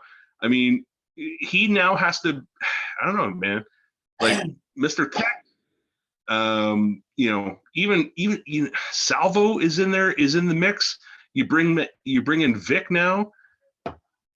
I could see Providence not making it. Look, you're getting a 1-year exemption of Italy because this is his building year. So I'm not expecting to make the playoffs this year. He's still going to give people hell, but we're getting next year he'll be in the playoffs. This year he's probably going to struggle. so listen, I'll say this about Providence. I'm more confident that Caden makes it than Providence. Okay. Yeah. Oh, 100%. Yeah. 100% agree. Providence, maybe because he refs so many games, but Caden's obviously in. He's all in. Okay. He puts more time in, pays attention. I think that could be a factor. Oh, he's in more than Dan, you're saying? Yeah. Yeah, okay. He's in more He than is, that. he definitely is. Yeah. He definitely is. And I think because of that, I think maybe all three of us think he's exceeded that in goalie play. He's exceeded in So- goal play, but Mike knows I talked to him about this at high. He struggles with scoring, and he'll admit it. He struggles with scoring. So, Oh, Caden, but so does, Dan does Yeah, not struggle with that's scoring. true. But hey, if you look at it right now, and again, early season stats are inflated. I mean, he's averaging 2.7 goals a game now. And that's fine. I'm just saying traditionally his scoring is not his strong suit, whereas Dan does not. Yeah. Dan's in the top 10 scoring every year. So offense is not a problem for Dan. Dan's problem is his defense, and he gets way too like he's on the goalie too much. And Dan likes to make spectacular saves, and sometimes it burns him. Like I'll be playing Dan, and like I'll score, and then I'll come down and I'll do some stupid move, and he'll pull the goalie way out trying to make a save, and then I'll score again. And then it's like it snowballs. Like when I play Dan, I feel like it almost snowballs because he tries to do too much. Don't get me wrong, we go back and forth. But when I do beat him, I feel like he lets him stuff snowball on him. So I will say this: the only reason I think Rome beats out Providence for that number 8 seed, Fucking Salvo. just looking at the divisions. I mean, 4 against Comical, 4 against Dink, and 4 against an expansion team in Vic, versus 4 versus Jur, 4 versus Ellis, 4 versus Pink, 4 versus Tex. Look, I mean, I think Rome. Rome can be a threat, but Rome has the issue of they can't score either. He can goalie sit all he wants, but he's got to be able to go back down the other end of the ice and score. So I saw what he did last year. He pissed me off last year because he goalie sat. I think was that in the queue? That might have been in the queue. But I played him and he goalie sat the whole time. And it can get frustrating, but playing me when you're goalie sitting, you play Sean and goalie sit, he's going to expose you because you're going to do something stupid. So that only works so far. I mean, I put it into Discord today, and I mean, I'll go on record right now. Someone will get in and someone will lose, whether it's the Campbell or the Prince of Wales. Someone will get in on tiebreakers on games that are played here in the first couple weeks. I agree. Guaranteed. Probably. I think the divisions are that close that there will be tiebreakers that decide playoff spots. Listen, that being said, Magnus just put Kachuk on the trade block. the Clarence Campbell. What? He did. He just said Kachuk is on the trade block. Well, it has been 72 hours since he made a deal, Is right? the season over already? We're only 2 days in. Jesus fuck. Derek, the Clarence Campbell. Holy shit. Oh, it's a fucking meat grinder, man. It's a meat grinder, and there's a couple teams in there that could be swapped in or out. Let me give mine because I'm not. Let me give mine. I'm not over there. So of course, Thunder Bay, Taipei, mini hat trick, Richfield, Ugandan, San Diego. I'm going to give up Magnus. I think that he's got enough, but now it looks like he's dumping his team. I thought he was going to come out like an offensive juggernaut, but now it sounds like he's panicking. So maybe I'm wrong already, but I had San Diego in there, and I had Mary Hill and North Bay. Mary Hill, I really like. I'm giving Patrick the benefit of the doubt that he's going to have a comeback season. I hope he doesn't have another down season. So I might be wrong on North Bay, and I might be wrong on San Diego, but we'll see. We'll see. All right, for me, it's Nathan, Taipei. It's Sagathon. It's Red. What's that? What? Mary Hill. Mary Hill. That's right. It's Sean Bell, of course. Mhm. Autobahn. Okay. Myself, of course. The Oracle. And Jay Pizzle. So you don't have North Bay making it. Oh no, Richfield. Or Richfield. You have Richfield out too. That's right. Wow. This- Wait, what about Something. Minnesota? No, Richfield's in, but Minnesota's out. The Oracle's in. Oracle's Oh, in. Oracle. Oh, sorry. So, Yeah. but not the Gopher. Go Not for the some. Gopher. Listen, I believe the Clarence Campbell, holy shit, this was tough. Well, so look, you're shitting a brick because you're saying it's tough, but I see it, not that it's tough, I see that there's I see the 7th and 8th seed being a toss-up. I don't know if that means it's tougher. It means that there's more opportunity to get in. I feel like the Whales, feel like the Whales, there's like a very defining line in the Whales, whereas in the Campbells, that line is moved up to the 6th seed. Well, JP. See, and I think what may have happened, because again, the whole like divisional stuff, I mean, that was and I talking over 7.5 hours, because he had an original idea of, you know, putting some of the not so good teams with other not so good teams so that they could play one another and, you know, kind of feel good or whatever. But and piss away a playoff spot. Well, no, I mean, they would still be in divisions where they wouldn't make the playoffs necessarily, but they wouldn't be in 1 in 67 type territory, right? I mean, you know, but then I brought up to him the whole idea of like 132, 231, and then, you know, kind of doing that. And I think if you look at the setup, you know, the the Prince of Wales is kind of like that 132 side and 429 side, whereas the Campbell is more condensed. Yeah. And so, you know, I got no problem with either one of them. I think you guys did a great job. I got no problem with either one. I think it's the fairest setup that we've had. Yeah. I mean, like, I think there could be arguments that, like, could Audubon miss the playoffs? I could see it. Yeah. I mean, you know, well, I had my notable misses were Highland, Minnesota, and Audubon. They were my notable misses. Now, again, this is before he's had his little opening, but we've seen him, Derek. We've seen him start the season hot before. I can't. No, I mean, come on, man. I'm not going to. I picked him to finish 3rd. So come on. I've been bid enough. I've been bid enough. Sorry. I'm not going to put any stock into the first 4 games of the season. No. But I mean, if I'm going to take Bell. I'm taking Bell. I'm taking Segathon. Yep. I'm taking Taipei. Yep.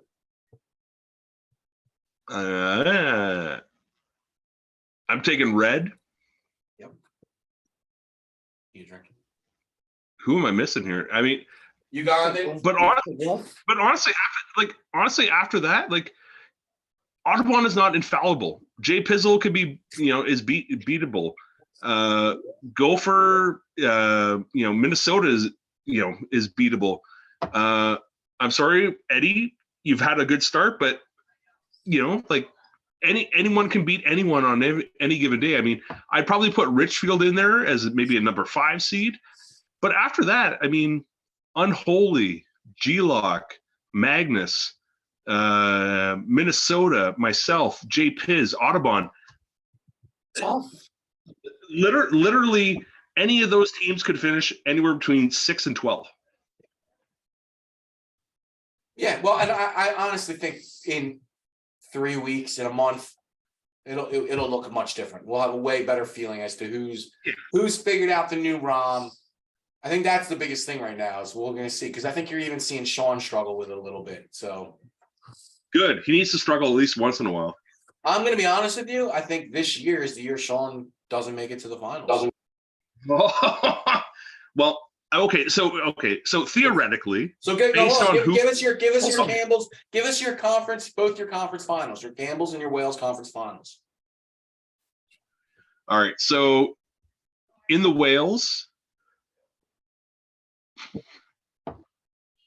I'll take Puss.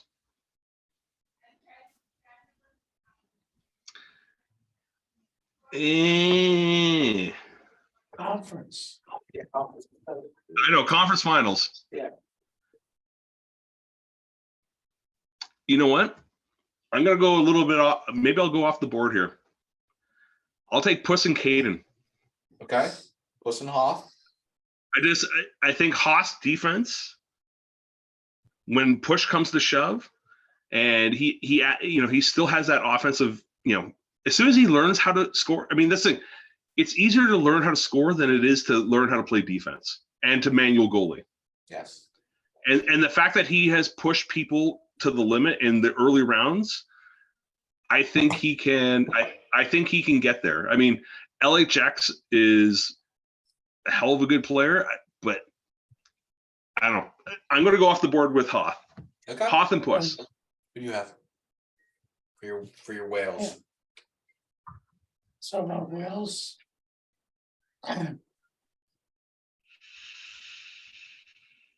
You didn't do your fucking homework. I did. You didn't do your homework. The dog ate the homework, right? God damn it. Listen, it's gonna be LHX Wow. and the Puss.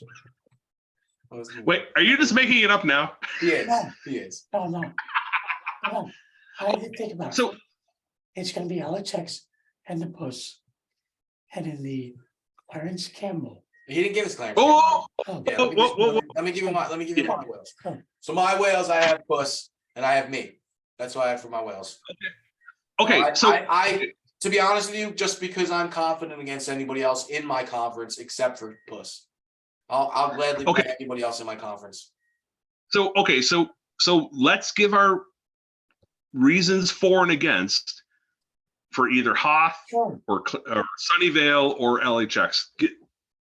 Eddie, you Well, start. we all pick Puss. We all agree Puss is going to be there. I do. Yes. Okay. So. No, you don't. You have yourself. No, but we all have Puss. No, I have me versus Puss in conference finals. You're in the same division. That doesn't matter. Oh, That doesn't matter. it doesn't. No, it doesn't matter. Okay. No. All right. So that confused me. So for me, the Puss is obviously a top 5 Yeah, player. we're all saying Puss. Yeah. Yeah. In that conference, I don't see lots of players beating him in a best of 7 series. And why I'm picking LHX is, first 6 seasons for me, he's been a top 5 player. So I think he's gonna figure it out and I'll be there. He's not in my conference. I don't have to worry about him. All right. Well, So, go ahead. I love LHX's team. The only thing I don't like though is they're a little small, and I think up against a potential power, someone who can get in there and lay the body on him. I don't know if I necessarily. His manual goalie isn't as good as as Caden's. No. Sure. And so I worry about a small skilled team in a kind of grind them out 2-1 Manhattan style series. And that's where I think Caden might have a potential advantage. So that's my reasoning. Okay. Plus I love the fact that, if you compare the rosters, Iginla is the best player out of all of them. I mean, we haven't seen what Iginla has yet with What? Hoth. Again, was not the best. Oh, Out of who? Whose rosters? Well, no, out of LHX Oh, and out of Hoth. LHX. Okay. Oh, out of Yeah, LHX yeah. and Hoth. yeah. Yeah, but we're saying the Yeah. 3 of us: LHX, Hoth, and Well- Sunnyvale. Yes, That's and so that's the 3 teams we're talking about, right? and yeah, So I'm Agreed. just saying Iginla's not better than Heiserman. True. no, he's not. That's all. That's all I'm saying. But I think Hoth's goalie is better than yours. Yes, I'm not. I wouldn't disagree with that at all. But I would say I score a lot better than he scores. That's true. 100%. But I think in a 7-game series, in a drag them out tight series, I'd pick him. I'd pick him because I can't beat you in a 7-game series, and if I can't do that, I fucking suck. this is true. I'm Wait, kidding. that I'm happened kidding. twice. Boys, We all suck a dick. have Suck a dick. we all have to remind everyone how Kleiner lost to fucking Derek Sutton twice after being up 3-1 in the queue In the and losing queue. Not only in the queue, but in the shady of the queue. So that's like all the way down here. Okay. But yeah, I mean, again, talent alone, you should beat him. But honestly, I think in a grind him out tight 2-1, 3-2 type series, yeah, I can see him beating me. I'll take manual goalie any day in this league. But you know what's going to happen? If I were to play Caden, if I were to play Mike, because he's brought it up, well, we would play in person, and I'd kick his ass in person. Well, listen. I'd get in his head. Back to LA checks for just a minute. He doesn't have the best roster, but he's such a creative player. He is, yeah. He's such a unique, different player. Well, especially when he's on his game. Yeah. Like when he's playing his best, he's such a cool player to watch. I love him. And honestly, I love him, but he's had 2 down years. Yeah. Just remember, he's had 2 down years. That's true. something that he has done that I've kind of semi stolen. I mean, and it's not just like clogging the middle type of defensive style. His use of the points, Yes. especially against aggressive manual goalie players, when you're in that corner and they think that you're going to come out, and if you go back up to the point, you can short side them. I mean, that's something that I took from him. Yeah. I mean, now not everyone has McInnes, but Yeah. LHX is a special player. He's fun, and he's a fun player. Yeah.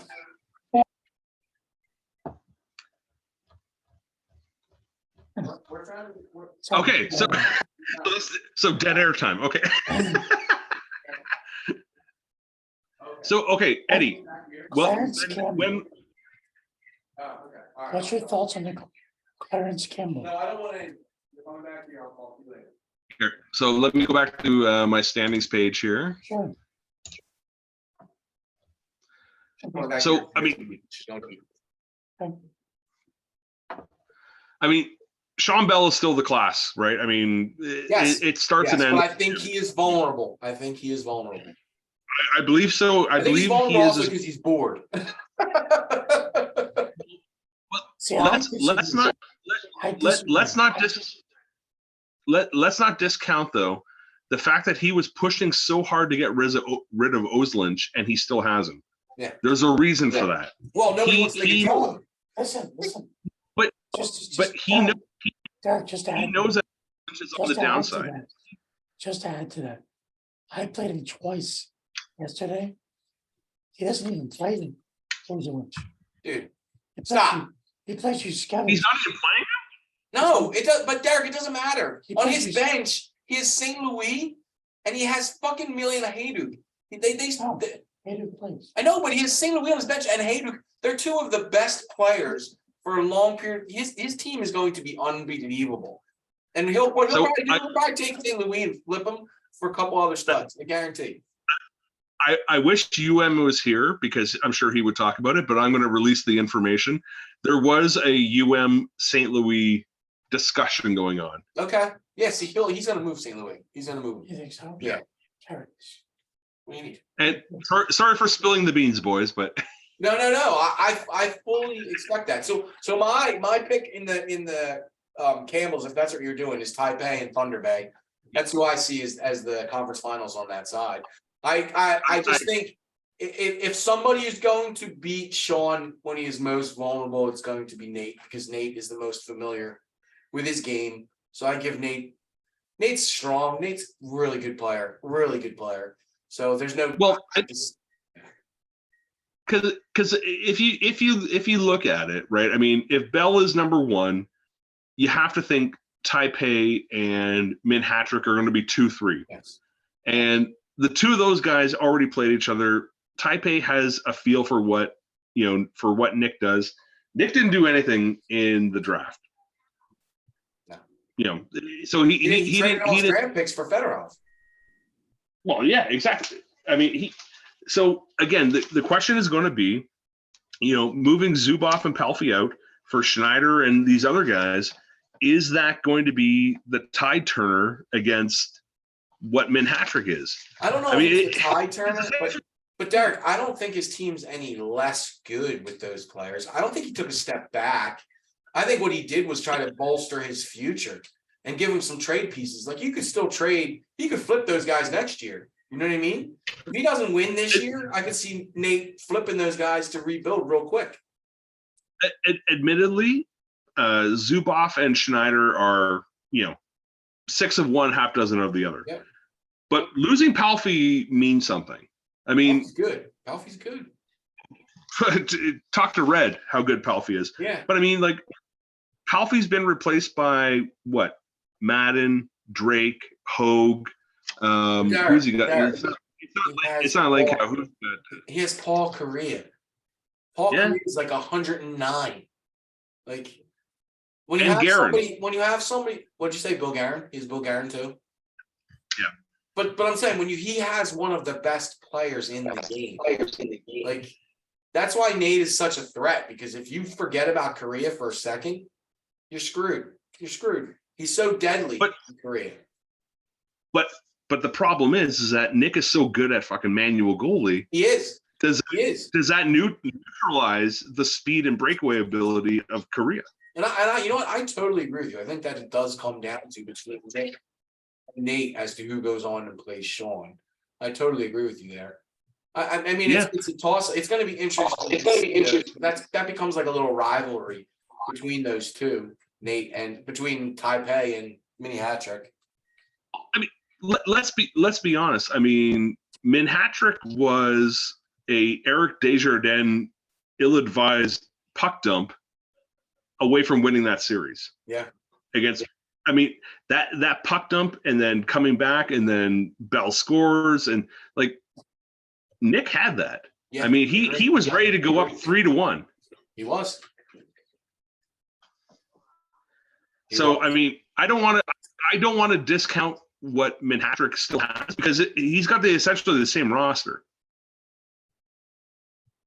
Nick does. Nick's gonna have the same roster. I don't even think next year. So he's gonna have the same roster. That's the thing. But for Nick, his goaltending bails him out. So That's true. He's always gonna be there. Nick's always gonna be in the final 6 to final 4. He's always gonna be. Yeah. I'm going to the Min Hattrick roster right now because I want to see it. Yeah, so I mean, he's still between Shields and Hebert. He's going to do what he's going to do. His boy Robert Reichel, McCulta's an 81, and Fedorov's is the boy. But if he's going to do it, it has to be this year because after that, there's not much else. I mean, Fedorov is still exactly. He's going to have to do what Ed's supposed to do and trade Fedorov to get some pieces. You could trade Fedorov to somebody who has a high pick in the draft and get some real asset. If I'm unless you want to. Yes, but at some point you have to understand you're not going to. I'm not saying this about you.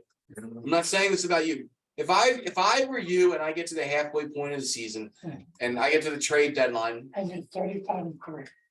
No, you're not going to be 35-3. And you're 5 games over 5. And you stop rubbing me. And you're 5 games over 500. 5. Yeah, and say you're 5 games over. Stop. I'm saying if you get to mid the trade deadline and you're 5 games over 500, move Lindros. Have you watched my games? And I've watched you for fucking 10 years. Yes, I've watched your games. If you are only 5 games over 500 at the trade deadline, trade Lindros. That's all I'm telling you. Wait, what? I mean, 20. Then hold on to him. But you're not going to be 20. You'll be 8. But you'll be in limbo. You'll be in limbo. Exactly. No, Eddie, the problem is for players like you and I, and no offense for you lumping you in with me, but we're never bad enough to be in, pick 3, 4, 5. Maybe we're not good enough to necessarily get into the Brule. So we have to be good enough to get 1 or 2. And if we don't, we're stuck in purgatory. Yeah, you're stuck in Sixer land. Listen, this is tremendous description. that you said. I feel like it's accurate. It's yeah, no. It's I totally and look, I see. I can see how easily. What's that echo? What's wrong? His volume. Is your volume up there? I was hearing some echo. I can turn down. How's that? Yeah. It might be reverberating off the beer cans here. Let me just move these. Fucking beer cans. Now I don't even know what I was gonna say. What was I saying? Fuck. Is that better?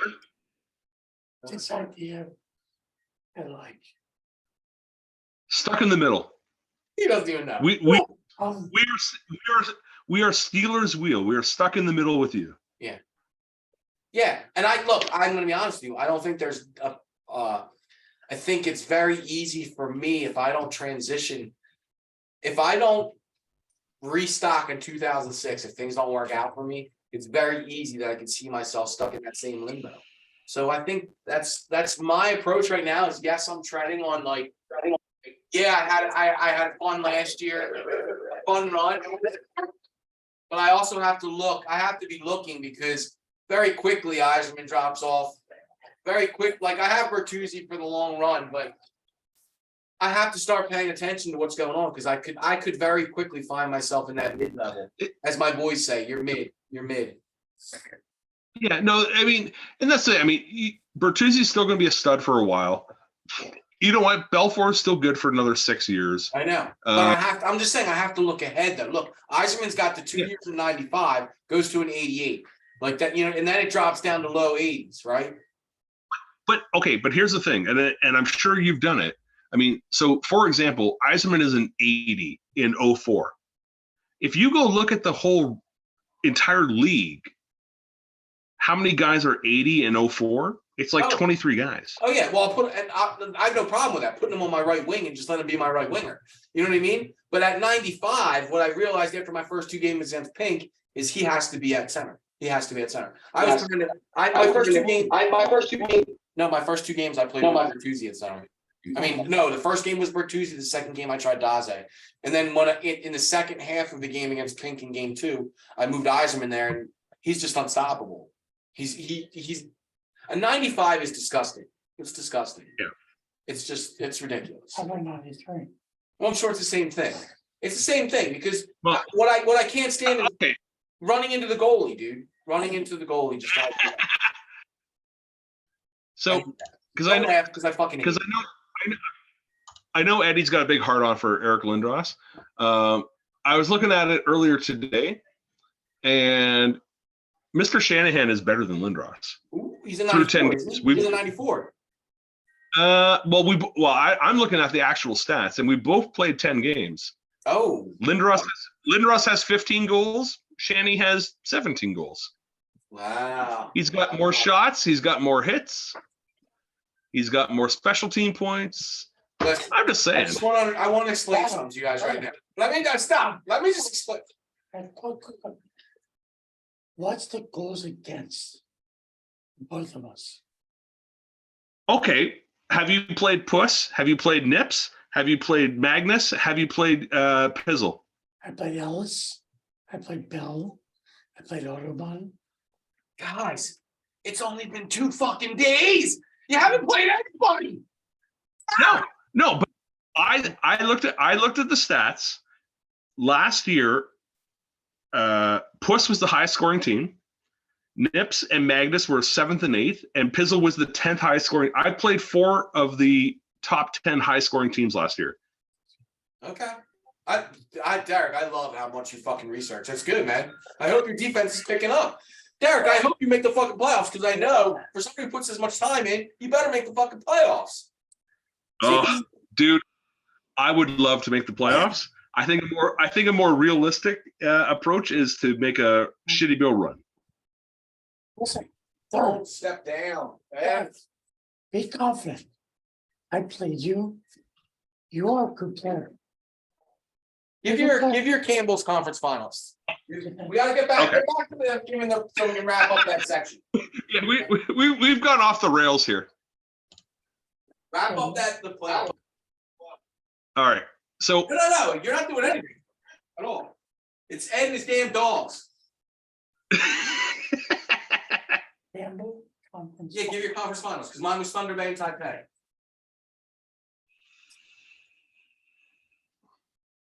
I have to. And I'm going What?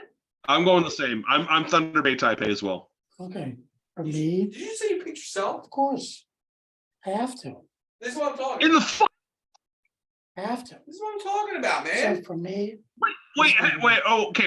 How is this the most respected podcast out there? You're Thank you. okay. It's tarnishing our name. You're tarnishing our name. Because it's not serious. Eddie. I love you to death, but you're telling me you're better than Richfield. You're better than Taipei. You're better than Manhattan. what I'm saying. Because you'll have to go through one of them to get to. You'll have to go through one of them to get to Thunder Bay. Thunder Bay. I just played Thunder Bay twice. I beat him. And I lost in overtime. What I'm saying is, this is a put up or shut up year.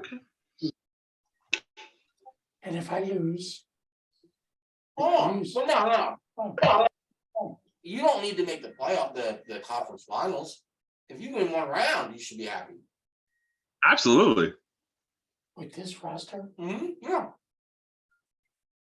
dude. If you let's say you finish like sixth, and you end up playing red, and you take out red, to me that's you've done something. Exactly. that's it. Exactly. That's what I'm saying. You don't have to make the conference finals. I don't see you beating Taipei. I just don't. So if I sweep, Who, Taipei? anybody, Is you in your if I do, Touch my balls. if I do. Yeah. What are your thoughts? We'll talk then. Right now, I say Last year we split. that's fine. That's not playoffs. Two games does not make a playoff series. No, Try- playoff series are so different. Listen, In my first year, I split with Sean Bell. What is that? Yeah, means nothing. and 7-0-1 and 2 doesn't mean shit. I'm with you. Yeah. I'm right there. Nothing You means know, everything. you know what? I love your confidence. All All right, so then give your finals pick, Derek. Who's your finals pick? Don't give your champion. Just give your finals pick. Did I get mine? No, you're gonna come back. All right.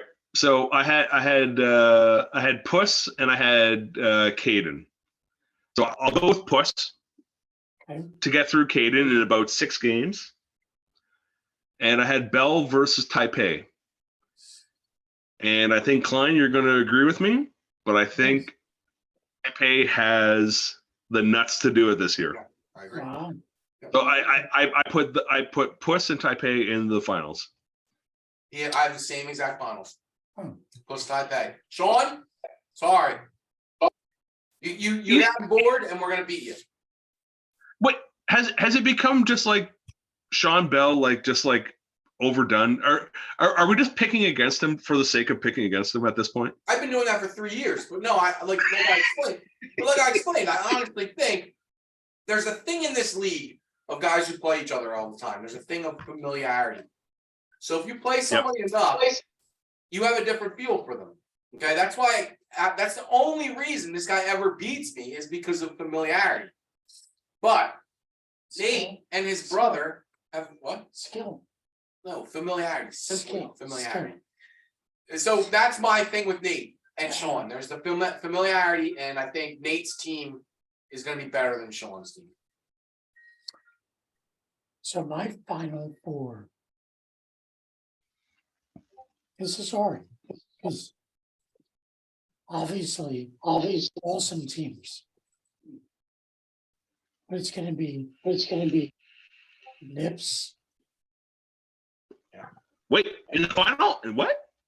Nips. And, In the finals? and Puss. You call Nips and Puss final? Final 4. Oh, final. Well, they can't. Conference. Final four. He's saying so Nips and Puss are going to play in okay. the conference finals. That's what he Okay. said. Sure. And the Clarence Campbell is going to be Wolf and Nathan. All right, who wins out of those two? Nips and the Wolf in the finals. This is Derek. This is what I deal with this guy. This is what I deal with. It's like it's not like I don't pick myself ever. I'm going to give a movie slow clap right now. Please. Thank you. As long as everybody can see how delusional he is. Look. Kudos. You know what? Mike, focus. I love you. I'll I love this man. I love him. Okay. So here, let me just get into the minutia for a second here. Please. So for Wolf and Taipei to get to the finals, are we agreeing that Sean Bell is the number 1 seed or no? Yeah, he's got to get knocked off. Like that's not happening. No, I'm asking. I'm asking Ed. I'm asking Ed. Sean Bell will not be the number 1 seed. Wow. I don't think it's ever happened. Okay. Before. So he's going to be the 2 or 3 then. Probably 3. Okay. So what that means is that you would likely be the 4 seed Or the 1. or the 1. And then who would be, so that would put either Taipei or Manhattrick as the 1 or the 4? Yeah. Okay. Derek, stop. He's delusional. So Stop trying to figure it out. no, I'm going Galifianakis here. I'm trying to figure out how this playoff route actually That's happens. the problem. No, we speak reality. Let me just tell you a story right now. Okay, I want to tell you a story. For like 7-8 years, when the Flyers used to make the playoffs, okay, we would go online and do the NHL, do the brackets, okay? He never didn't pick the Flyers to win. Literally every time it's the Flyers, okay? So this is the type of guy you have right here. He does no understanding of other. I don't even know. It's just foolishness. It's foolishness. No. I mean, hey, don't get me wrong. I love the confidence of the Wolf. I love that he's going from fucking High Castle down to the, whatever that thing is in the Game of Thrones at the wall. He's going from shitty bill to shitty bill. That's where he's gone. I'm just trying to think of a scenario whereby. Do you hear what he just said to me? He just goes, what? You want to get smacked around. That's what he just fucking said to me. You want to get smacked around. Fuck off. I'm trying to think of a legitimate scenario where, okay, so let's say Manhattrick and Thunder Bay get a bomb dropped on them and the teams just die so they can't play, and then somehow Ireland makes it through.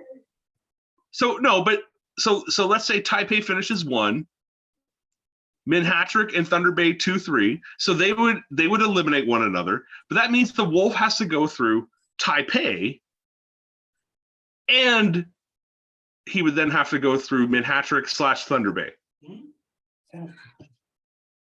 And all I've said is a successful season for him is make the playoffs.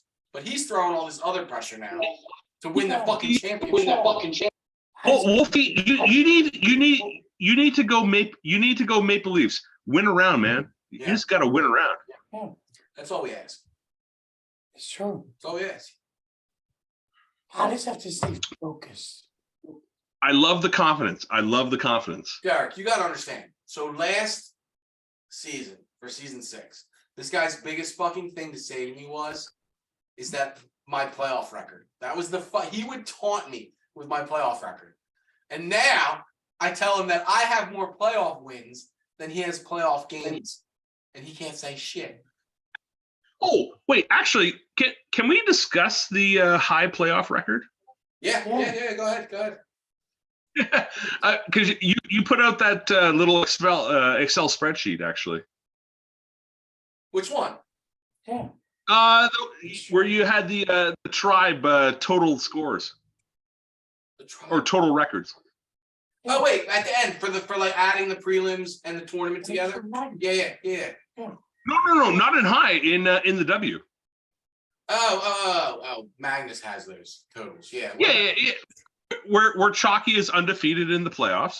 Chalky's awful. Oh, I put that thing out the other day. Chalky's terrible. Look, I love the guy. He's a good friend of mine. But again, like he's like Dan. If these two would fucking focus, if they would just fucking focus, right? Sure. Like Caden is now a better high member than Chris. Because the only thing I wanted to point out was that every single high member has a losing record in the playoffs. Yeah. No, there's nothing I can say to that. Now, mind you, I have no record in the playoffs. So no, but there's nothing I can say to that because guess what? Probably the only person from Segathon that has a winning record in the playoffs is probably Nick. He's probably the only one. It's the Waterloo guys. It's been fucking Colin and Sean. I mean, outside of that, everybody else. I mean, Richfield's probably 500, right? Waterloo? No, shut the fuck up with the Waterloo thing. Fuck. Fuck, Sean. Fuck. You know how much there are days where I'm driving. Listen, Derek. There's days when I'm like driving home and I'm in my head and I'm like, yeah, I'm pretty good at fucking NHL 95. And then I'm like, how the fuck is Sean so fucking good? I don't even understand it. It blows my fucking mind. So here's my question, because as the story goes, those dudes were at I think at Laurier or at University of Waterloo. Anyways, whatever level of higher education that they were at, they got so fucking good at these games, yet they're still goddamn lawyers and teachers. Like, all I can think, seriously, you know what makes me feel good? I'm like, I feel like they sacrificed their social lives to play NHL 95. That's the only way I can make myself feel good. I'm like, there's no way they were going out and banging chicks left and right and playing so much NHL 95 that they're the greatest NHL 95 players on earth. Because guess what? I sacrificed playing NHL 95 to fucking split vag. So if you were fucking splitting vag and fucking dominating in NHL 95, major fucking kudos. What was your nickname? What? No, the vag splitter? That was Jake Splitter. The vag splitter. What? High school. Oh, Dirty Balls? Yeah, Dirty Balls. That was my nickname in high school. Dirty Balls. yeah. Oh my God. I gotta say this part quiet so my wife doesn't hear me. But the old Luke, the old Sutton, before he got a little heavy, used to take care of business. There you go. But you chose that over NHL 95, right? And I would for the world. But you know what? I think right now, if you told me, I'd rather be a shitty having banged 70, 80 chicks versus a Brûlé player and only banged about like 3. Sean, we're not saying you have only banged 3 chicks. That's not what we're saying, Sean. That's not what we're saying. I'm saying that. This is going off the rails. We're starting to sound like that other podcast now.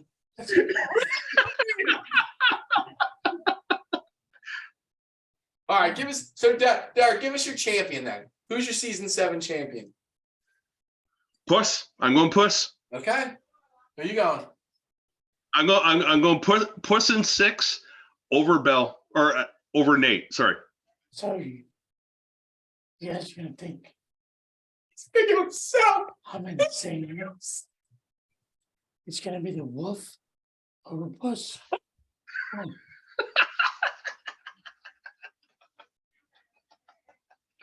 All right, I don't even know how to discuss that.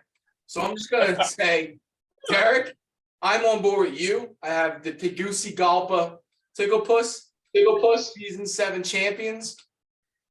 I'm not even gonna I can't even, my stomach hurts. I want to laugh so hard. Okay. Who's your Clarence? What do you mean? Said I have the winners. I have Puss being the winner. No, who's It's Nate. He's playing Nate. Okay. It's Tegucigalpa versus Taipei. Yeah, and then Puss wins. there's two people who are legitimately part of this podcast right now, and then there's another one who's like self-aggrandizing. Thank you. It's not about you. That's right. He's talking about this season. He's talking about this season. In season 7. Let's go. I love you, man. I love you. Listen, Nips wants to know. What? Nips, he wants to know. He wants to know what? Not with his goalie. Nips goes out in the first round with his goaltending. I'm sorry, I don't care. What is going on? What's going on with you? You. What do you mean? What's going on with me? What do you mean? What's going on? What do you mean? What's going on with me? You. I told you what's going on. Is there a problem? Are you missing me, Derek? Am I not? Is there something wrong? What I miss? I don't know. He's saying there's something going on. Him and Nips. All right. I don't know what he's talking about. What am I supposed to do? The speed walking thing? I don't know what. I don't know either. But you've pulled your shirt up. You've sped walk. You're on a roll. This guy picked himself to win the Brawl. I know everybody who's watching this had to fucking give a good belly laugh. Wait. We should be picking ourselves. No, I would never pick myself. Even if I thought I was going to win, I wouldn't pick myself. But that's confidence. Yeah. I'm a respected journalist. I have integrity. Yeah, exactly. I got to be impartial. I can't fucking favor myself. It's not favor. It's confidence. I have plenty of confidence, but I also know that I'm not as good as certain guys in this league. Listen, it's confidence. You're the biggest dick in the room. No, but the size of my dick has nothing to do with this. Because I'm guarantee you, Sean's a small guy. He has a small penis. Whoa! Takes us to the fucking, we're now dark side. We just call us dark side. We talk about cock. Come on. All right. Enough talking about baby arm. I'm done with that, Sean. We're sorry. Did we go on the dark side? Yes, we went in dark side mode. Flip the switch. Can we go back? All right. Okay, listen. So I just had a couple more things I wanted to get through because this went crazy. So I did some like plus minuses. I did some like plus. You got a pen here? I did some plus minuses.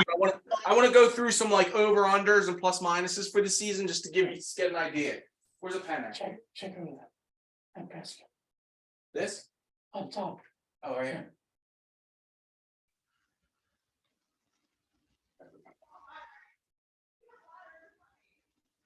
All right. Over under Ed talking about Lindros in the next 10 WolfNCline episodes. The over under is 94. Actually, make it 95. There we go. Okay. So I want to start in the Just Babes, okay? So Just Babes, I took like the top 4 teams. So what I'm considering the top 4 teams are Renfrew, Providence, Pitt, and Silicon Valley. Okay, they're my top 4 teams in that division. So I have Renfrew at minus 125. I have Pitt at minus 125. Then I have Providence at plus 125 and Silicon Valley at plus 225. That probably sounds about right? I don't see any issues there. Yeah, I mean, well, what do you got Alberta at? I don't know. I'm only taking the top 4 from each division. Okay. I'm taking the top 4. So there who I'm seeing is the top 4. So if Silicon Valley's in there, then I'm saying Alberta's not in there. Yeah, okay. I can accept that, yeah. Okay. So let's go. Then we'll go down to the Swayze division. So I have Mini Hattrick is the favorite at minus 200. I have Taipei at minus 150. Then I have Ugandan at plus 150 and Autobahn at plus 200. Yeah, I don't like Uganda. You don't like Uganda? Not at that number, no. Okay, so you think they're a more like a plus 300? Or are you saying that? I would say up against. I mean, again, 2 games does not make a season series, but I mean, he and I played tight in one game, and the other game was 7-1 for me. So, okay, so you don't even see Uganda challenge. I would put Uganda in the top 4 at maybe plus 220. Okay, so behind, that's fine. I don't. That's behind. Dropping those behind Audubon. So you see Audubon above, basically, is what it is. Yeah. So then let's go to the Maroon Tailgate, where I have Tegucigalpa far ahead at minus 275. Then I have Sunnyvale at minus 125, and Sonoma and Hoth both at plus 125. Yeah. That sounds about right. Yeah. And then Yeah, we'll I don't see Dink, Italy, Timmins. no getting up into those top 4. I don't see it either. No. And then Red Death, Thunder Bay at minus 300, obviously the biggest favorite out of anybody. Richfield at minus 100, and then San Diego, which again I probably blew, at plus 200, and North Bay at plus 225. I have a problem with that. Yeah, because North Bay and San Diego, man, I do not know. It's red. oh red. See, I don't have red in there, so you probably would have red in there, right? I'd probably have Red and Richfield in there. Can we? Okay, this red thing. Can I talk about this red Sure. thing without upsetting anybody? Please. Let's talk about it. I think, Red, I appreciate, seem like a great guy, but I think we need to talk about the connection, because I think what we have to ask around the league is that everybody be honest with their connection with Red, so that we know what's going on. Red, I don't want to have any chance of saying that you're 8-3 or whatever your record is because you guys have shitty connections with you. So I just want to make sure we're all on the same page, that if Red has a shitty connection, we're all talking about it, so we all know. Because I'm not the only one. I just know I will not. If we play 1 minute in the first period and there's skips, I'm not going to play. So Klein here. Red and I have talked a lot about this, and you know what? He has done anything and everything in his power. He's got the new computer, he's got the new connection, he upgraded the internet, yada, yada, yada. Him and Magnus have gone through probably hours worth of like technical stuff and everything else. He and I have played, and I mean, we all think back to what him and Rome were doing in the shitty bill, and it was all just, fucking all over the place, right? It's 100 times better than that. Is it 100% awesome, perfect? It's not. Is it playable? 100. It is playable. I mean, it's not. I got no problem. It's not to the point where it is detrimental to the game overall. And what I've said to him, because honestly, he feels bad about it. He does. I mean, and again, Red, I'm not trying to put words in. Nothing against Red. No. I mean, he has done everything in his power. He feels shitty about it. I mean, he's even willing to drive to like a fucking like family member's house like an hour away to play games. And I'm like, dude, you don't need to go to that level. What I've told him though is that during the regular season, play your games, play it out, and like you said, Klein, within the first minute, you're gonna know whether it's good or not. I mean, when me and Pizzle played in our first game, he was hosting, and it was not that great, and which maybe led to the 7-1 game for me. I don't know, but by the second period, it got better, and that's what I said to him. I was like, you know what, play the game a little bit. If the two GMs agree within the first half of the first period that it just freeze. Yeah. That hasn't happened in a long fucking time. That's a horrible picture. Derek, I hope people can't see you frozen the way we can see you. You look like you're 95. Wait, do we freeze? No, it's still running. Derek, you there? Everything's still running here. See, it says record.